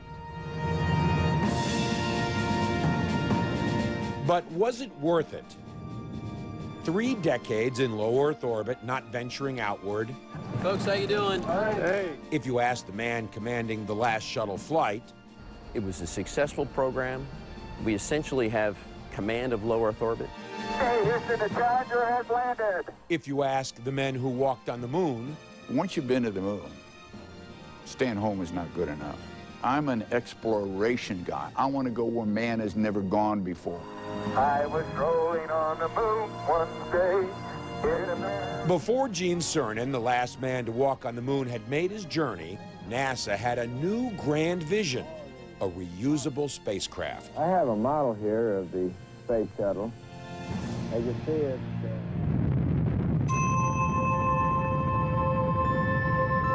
From the beginning, it was a marvelous machine, releasing from its cargo bay deep space probes like Ulysses that went to Jupiter. Astronauts ventured out untethered. The trip to Solar Max estimated to take 10 minutes. To capture and retrieve failed satellites, dead in space. Dangerous feats unheard of before shuttle. Houston, I think we got a satellite. The great observatory, Hubble, dazzles with breathtaking images of the universe and its ability to see galaxies born nearly at the dawn of time. Hubble has arrived on board Atlantis with the arm. Hubble was launched, repaired, and serviced from shuttle. Every major building block of the football field-long space station was carried up and assembled from shuttle. Before becoming NASA's head man, Charlie Bolden was an astronaut. He flew 4 shuttle flights, including the Hubble launch. The International Space Station is the crowning jewel of the shuttle program. It represents the culmination. It's the perfect ending for the shuttle program. And it did something else. Before the shuttle, not a single woman or person of color had flown on a U.S. spacecraft. My going to space, you know, if I want to get personal, or women going to space, would have never occurred without the space shuttle. The shuttle was proclaimed and sold as a vehicle that could fly 25 or 30 times a year. It never did. Jeff Greason was on President Obama's Blue Ribbon Committee that laid out pathways for future U.S. space exploration. If you think the goal was to develop low-cost, reliable space transportation and that it was not successful. and had never produced revolutionary scientific or medical breakthroughs. In the early years, NASA pushed to prove shuttles could fly often. The weather was often a problem, no more so than on a brutally cold January morning in 1986. It all boiled down to it was human arrogance. The top management was not listening to the engineers on the line. Warnings that it was too cold to launch were ignored. Challenger, go with throttle up. Roger, go with throttle up. Challenger exploded less than 2 minutes into flight when a joint in one of the boosters, compromised by the frigid temperature, failed.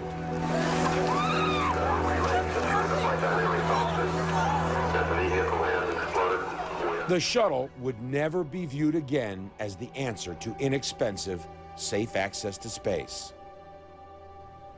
This is the altar? Yeah. All right, you have a lot of explaining to do. The Coors can, the light can. The baseball. The baseball. He played a lot of ball. Lorna Onizuka rarely talks publicly about what happened and the years since. Her husband, Ellison Onizuka, was one of the 7 on board Challenger. Al and I understood that, you know, something could happen. We just kind of hoped that it never would. Obviously, he was okay with accepting the risk. He did. He was very well prepared for it. Lorna's deepest heartache was for her 2 daughters. She came in and she said, I want you to die today. And I was like really stunned.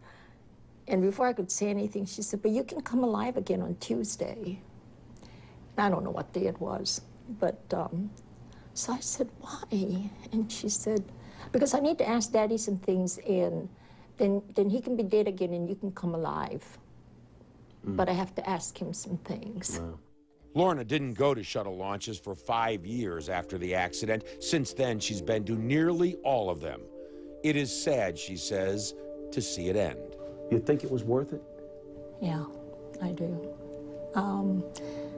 I think a lot of it is because I think Al would have thought it was worth it.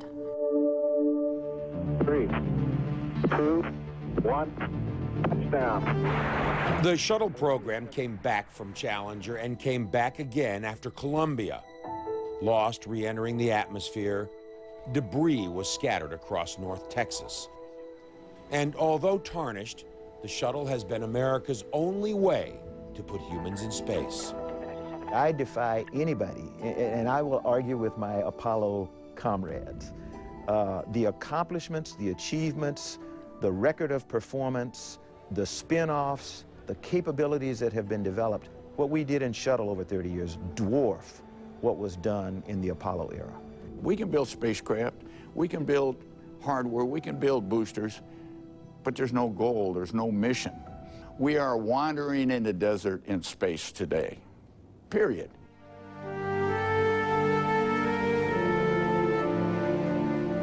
So why now?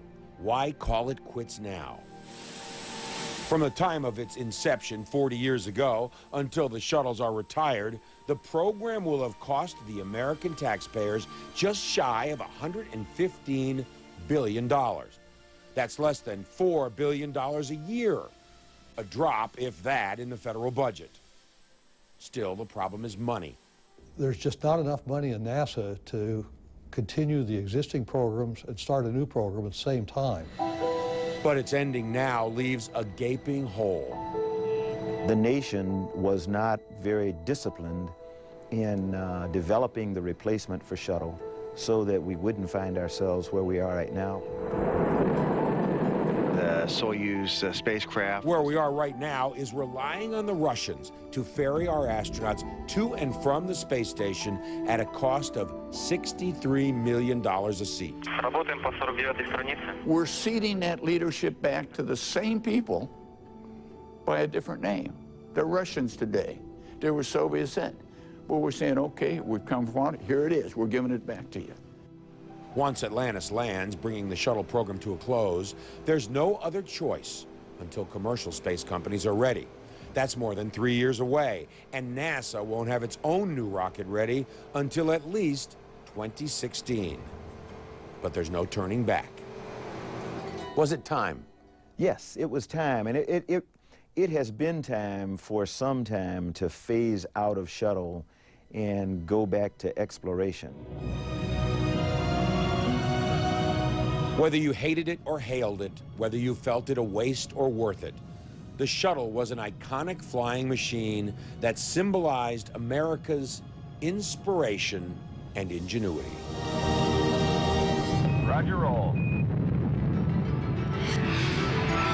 This is the crew hatch to the shuttle Discovery. She made 39 trips to space. I'll take you inside with one of her commanders coming up.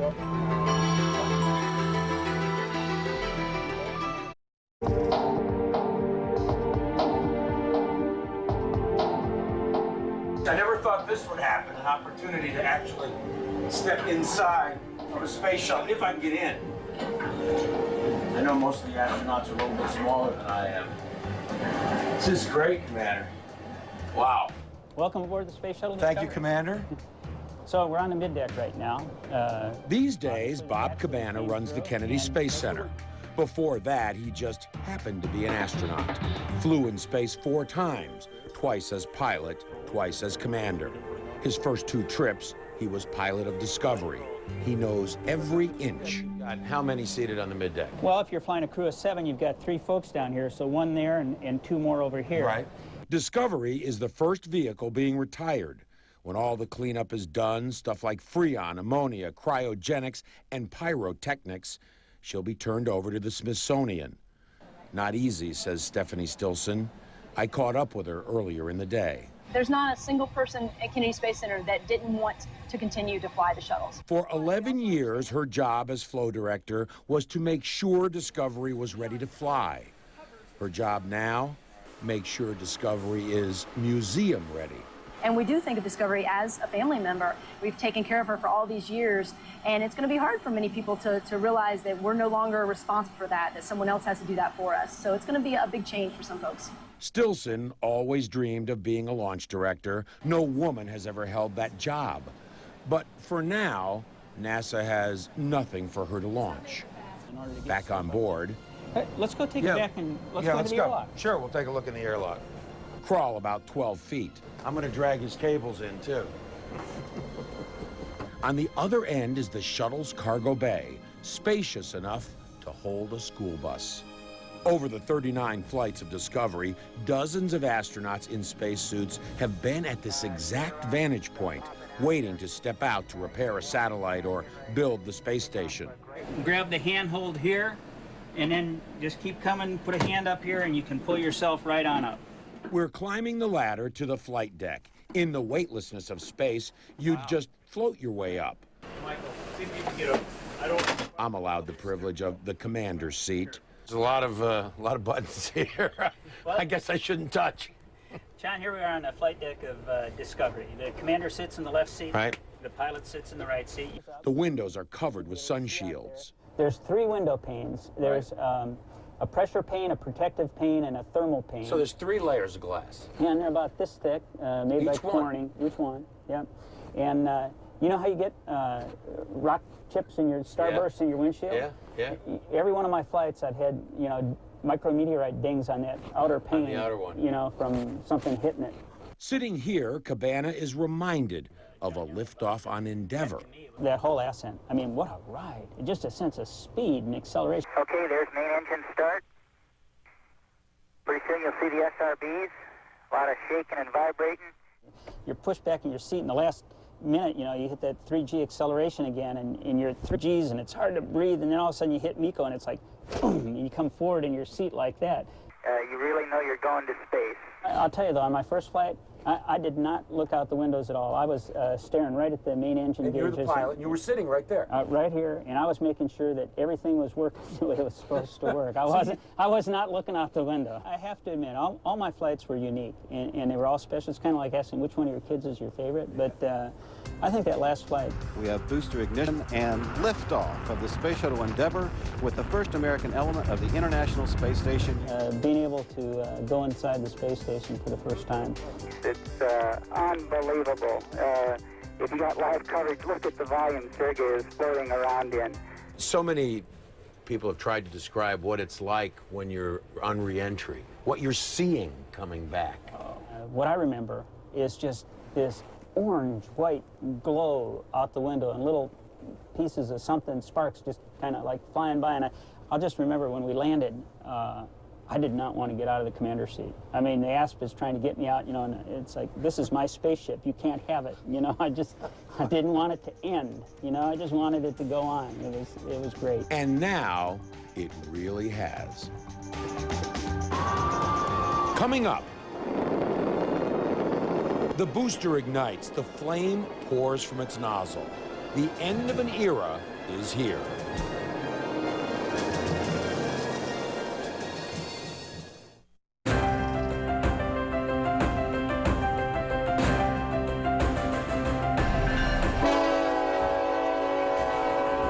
The train rolls south down Florida's east coast.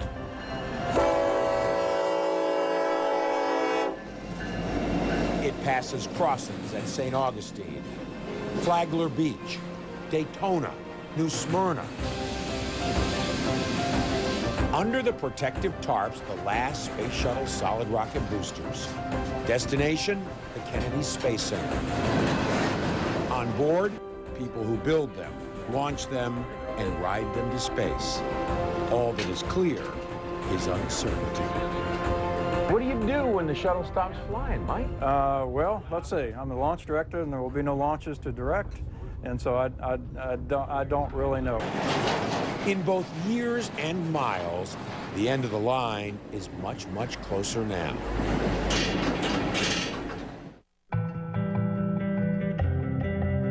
Three months earlier, a couple thousand miles from Florida, a transporter moves slowly through the falling snow.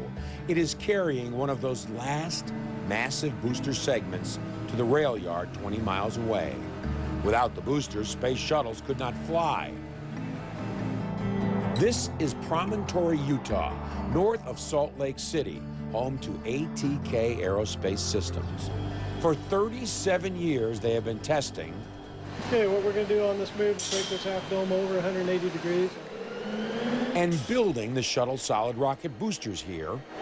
This is a typical RSRM space shuttle segment. For 34 of those years, Phil Jepson says he's touched the heavens with each booster he helped build. Can you imagine you spent a good portion of your adult life building components for a space vehicle?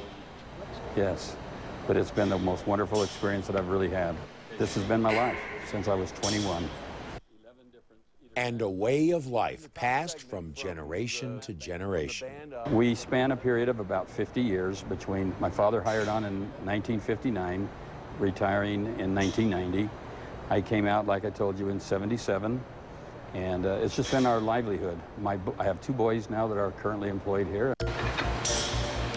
There are many here just like Phil Jepson. The ride has been good, but it's over. They know it. Yet they press ahead with their work. As each of the last booster segments is loaded on the transporters,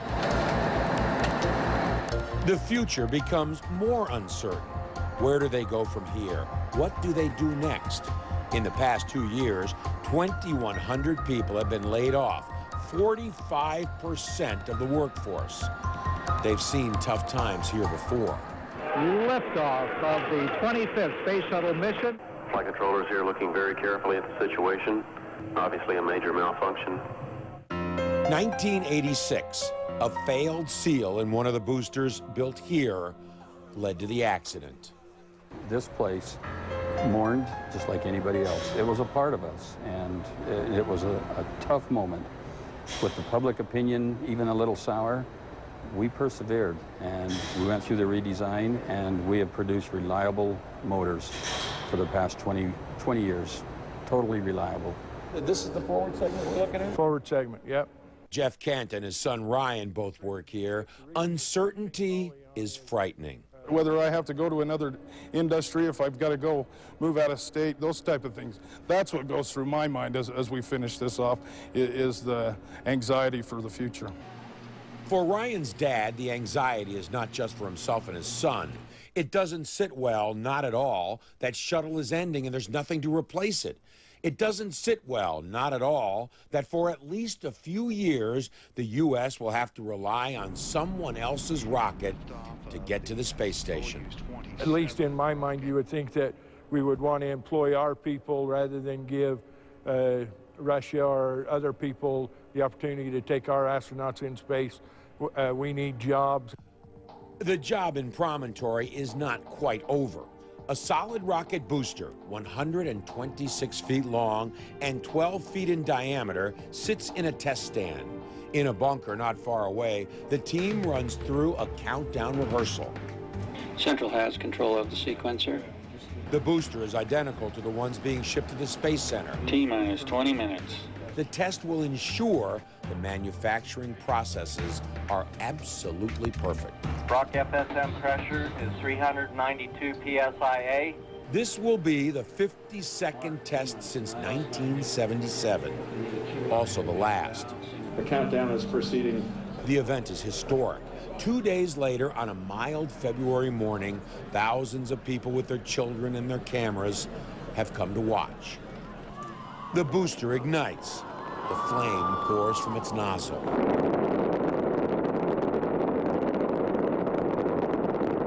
In 2 minutes, it's done. Nearly 4 decades of building shuttle boosters is over.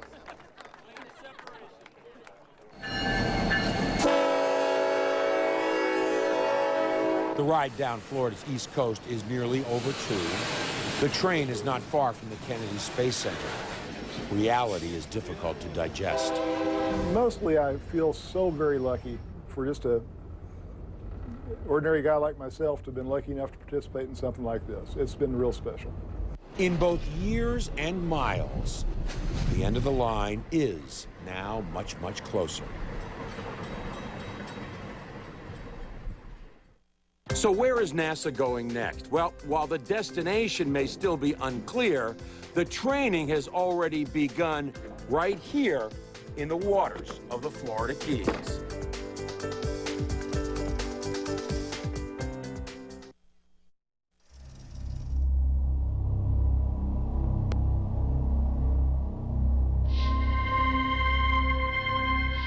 Surrounded by the blackness of deep space, 117 million miles from Earth, is the asteroid Vesta. Images captured by a NASA probe. In the not-too-distant future, U.S. astronauts could be looking out their window at a sight just like this. I can either float along it, or I can have a tether to me, and then I can sample rocks, I can chip a rock. Astronaut Mike Gernhardt and his team are working on the kinds of equipment and techniques they'll need for human exploration of an asteroid as early as 2025, before either the Moon or Mars. What we're doing is building a simulated asteroid underwater. And this is not some high-tech laboratory. It's Key Largo, Florida. And because money is tight, we're all about being cost-effective. You know, a glad bag type of thing. Not everything they're developing is some fancy state-of-the-art widget. This is a soil collection device. There's a lot of different things on Earth that you want to pick up without touching. For instance, this quite valuable Earth-tested device.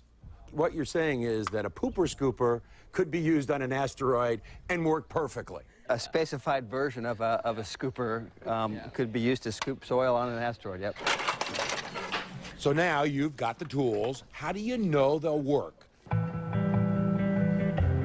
Just go 5 miles offshore and jump in.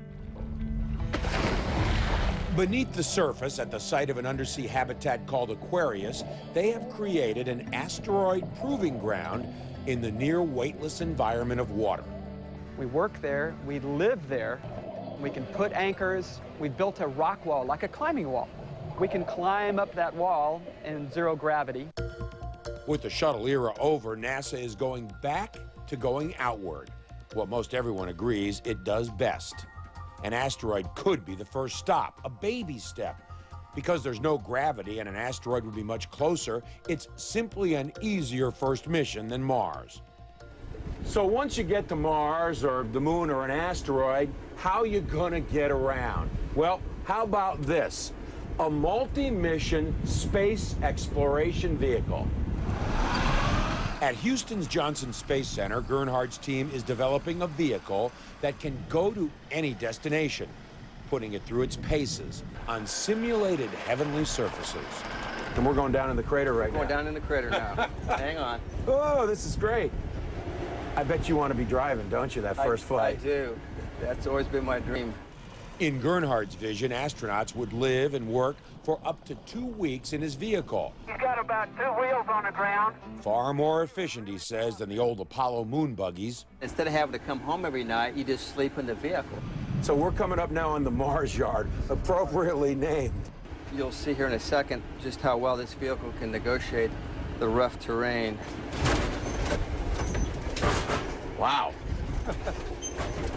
Look, there's a cameraman on Mars ahead of us. Oh, man. How'd he get there? I don't know. Alien life. In 5 years, Gernhardt hopes to see his vehicle attached to the space station's robotic arm, with astronauts living in it and spacewalking from it. A good test. But before it can go any further out, like to an asteroid, there's one big problem: getting it there. The space shuttle won't do the trick. It wasn't designed for deep space missions and simply not safe enough.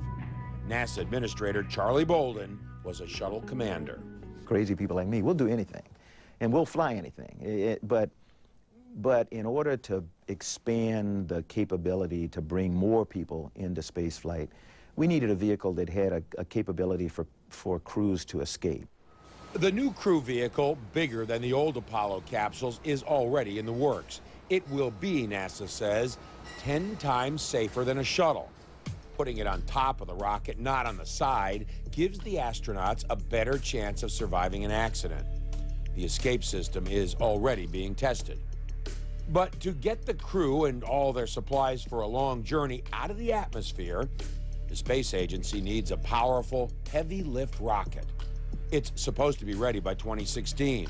The first test vehicle might look a bit like this, because it's going to be built out of a lot of shuttle hardware, including a main fuel tank and reusable boosters that splash down in the Atlantic. There it is, straight out. Are recovered by divers and hauled back to shore. Let's just say it's a rocket that I have difficulty finding the mission for. Jeff Greason was a member of President Obama's Blue Ribbon Committee on the Future of Exploration. Greason worries it may never go anywhere. It's a very expensive thing for NASA to maintain. And the result of that, as I see it, is that if NASA does successfully develop this launch vehicle, there will be no budget to do anything with it. It's a matter of national priority. Norm Augustine chaired the Obama committee. He says if we don't see this through, China will try to do something very dramatic. India will, others will, perhaps the Russians, and that we will be left behind. China, Augustine says, is moving ahead at lightning speed, developing its space program. The man commanding the last shuttle flight worries too. Talk of trips back to the moon and on to Mars have always been, well, just talk. Mars is always 20 years in the future. It's been 20 years in the future for the last 30 years. I'd like to see how committed we are this time. I'm not doing too bad. No, you're doing good. Back at the Rock Yard in Houston, I wasn't going to let an opportunity to drive Mike Gernhardt's vehicle pass me by and get the whole panorama. That's amazing. I'm going to drive just a little bit further because this is as close as I'm ever going to get. If America's priorities don't include space, it may be the only opportunity any of us get. Coming up, is it time for commercial space? We want to see a future where we are exploring the stars, where we're going to other planets, where we're doing the great things that we read about in science fiction and in the movies.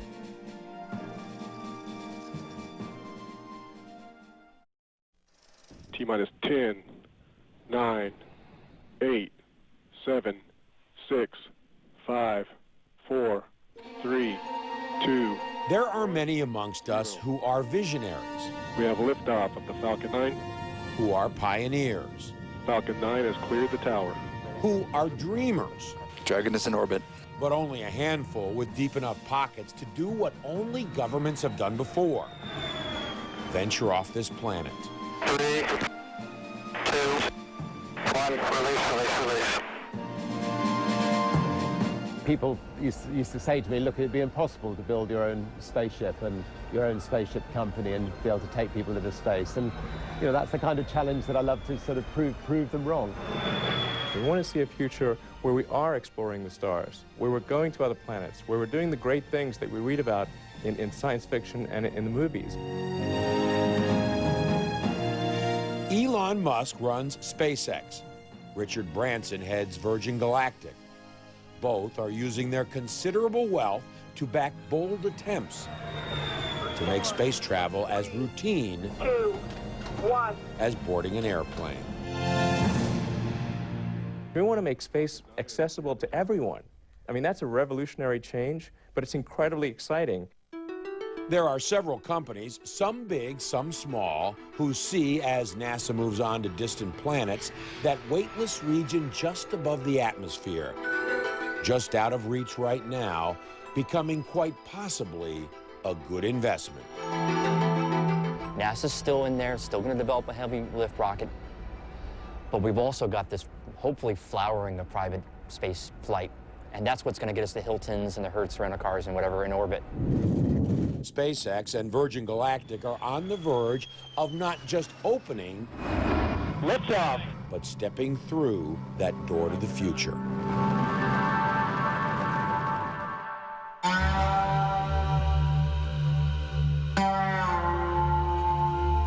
Southeast of Elephant Butte Dam on the Rio Grande River, not far from Truth or Consequences, New Mexico, you come to a place down the end of a long two-lane road. Here, in the middle of nowhere, under a high blue sky, is Spaceport America. I always say it's where the old frontier meets the new frontier. Chris Anderson is executive director of the New Mexico Spaceport. To build the world's first commercial spaceport, nestled between the San Andreas and the Caballos Mountains, taxpayers anteed up $207 million, a leap of faith. Well, there's always risk and great opportunities. So there is a risk, but I see more opportunity out there. I think, again, the time is right for commercial space. The centerpiece is the terminal hangar facility. The anchor tenant, Branson's Virgin Galactic Company. The hangar will be home to Virgin's motherships and spaceships. A year and a half from now, if all the test flights go well, a mothership will take off down this runway, climb to 50,000 feet, and release a spaceplane tucked beneath it. The 6 civilian astronauts and 2 pilots will climb to 350,000 feet and experience weightlessness for 4 minutes. The price tag for the round trip, $200,000. Branson and his family hold the first tickets. We've got extensive tests over the next 15 months before, you know, myself and my children go into space, and my wife won't forgive me if I don't bring the kids back. Branson alludes to the risk. His spaceship employs unique technology. As it descends back to Earth, Extending the feather. Feather's moving. the tail section rotates to a 65-degree angle, creating drag and slowing the vehicle. Pressures are stable. But that word risk creeps into every conversation about the retirement of shuttle and the commercialization of space. There is no denying it, no getting away from it. I consider it a risk. You know, with big risks, it's like investments, come big rewards. We could also lose. Communications with Columbia were lost at about 8 a.m. Central Time. Risk, you just accept it. Can you imagine how much difficulty people went through and how scared they were in the transition from horses to cars? But you got to make these transitions. Otherwise, society doesn't move forward. So far, Musk's SpaceX Falcon 9 rocket has performed well. On the last test, the rocket put a spacecraft called Dragon into orbit. The capsule landed back in the Pacific. It was the first time anyone other than a government had successfully orbited a spacecraft and returned it to Earth.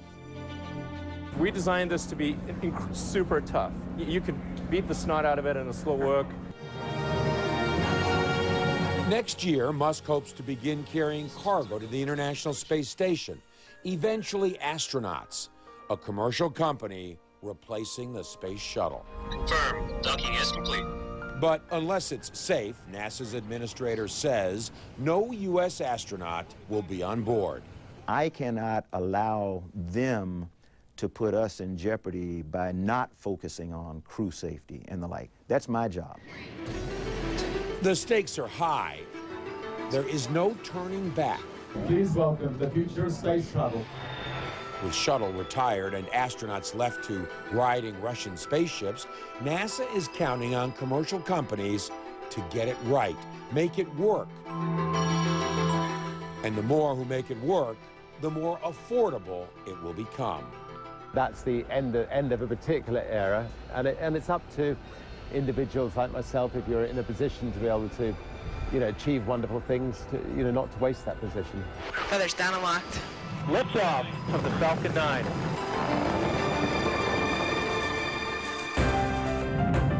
When we return, saying goodbye to an American icon. I will be as proud as anybody there at the SLF when we land.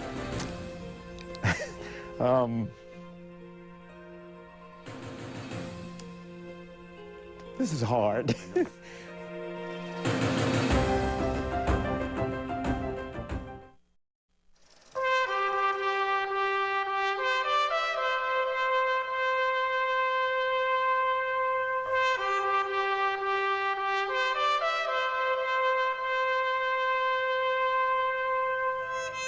April 12, 1981. For astronauts John Young and Robert Crippen, this was finally the day. They would be the first to fly it to space. The new Space Transportation System, STS, called the Shuttle, had seen its share of development problems and delays. Those tiles kept falling off, the engines kept blowing up. Before it ever flew. Before it ever flew. And John and I thought it'd be a good idea to fix those. Young was the veteran, having flown twice in the Gemini program and twice on Apollo. Big Navy salute. Off the ground, before. There we go. Walking and riding on the moon during Apollo 16. Crippen was the rookie. It was only when we got inside of a minute that I looked at John and said, I think we're really going to do it. That's when my heart rate went up. T-minus 10, 9, 8, 7, 6, 5, 4. We've gone for main engine start. The first stage, 8.5 minutes while you're under thrust, goes by so fast. And on my first flight, my eyes were like saucers. So that seemed like about 15 seconds. John, your heart rate hardly went up at all. But Bob's went up to about 130 on ascent. I was excited. I was bored to tears. Were you confident that you guys were going to get back okay? Well, we had ejection seats where, if things went to really south, we could jump out. Roger, Columbia on the nice ride. You're lofting a little bit. You'll probably be slightly high at staging. We were doing lots of stuff, so we didn't really have time to concentrate too much on, hey, I finally did it. But we did take a moment every now and then to look out the window and enjoy it. Columbia, Houston, you guys did so good, we're going to let you stay up there for a couple of days. Your gopher on orbit. We managed to fly the whole planned mission. Nothing got cut short, and everything worked fine. Everything worked.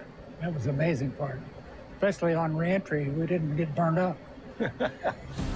Mach 9 at 9,700 feet per second. When we were coming back, I said, What a way to come to California.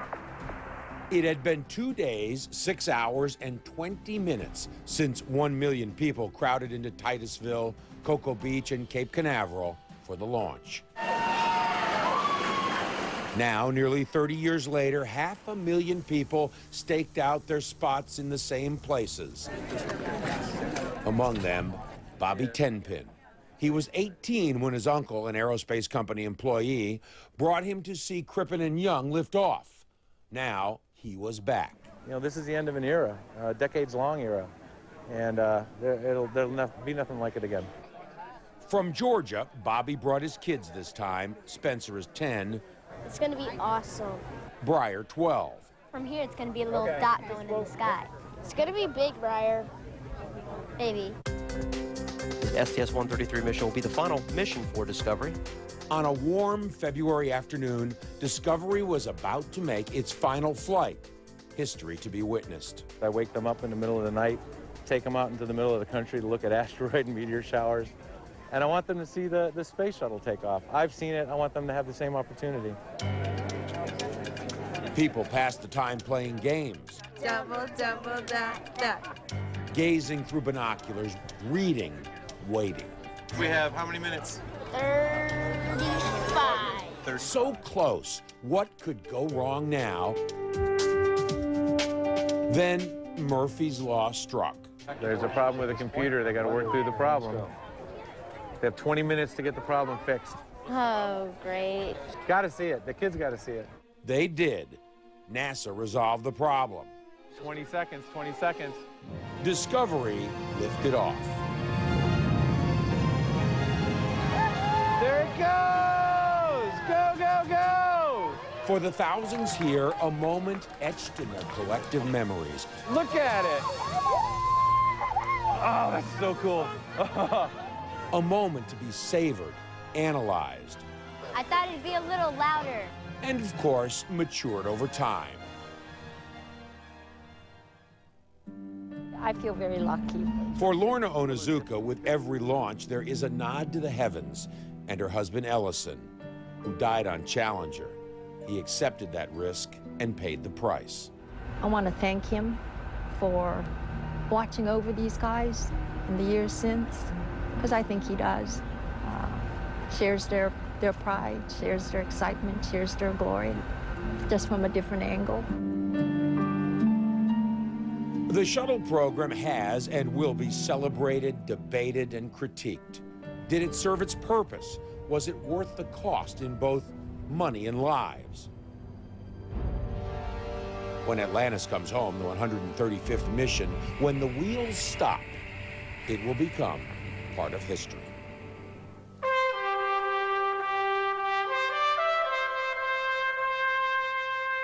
There's going to be a nostalgia for the shuttle. Were we ever that audacious to go build spacecraft to do things like that? I will be as proud as anybody there at the SLF when we land.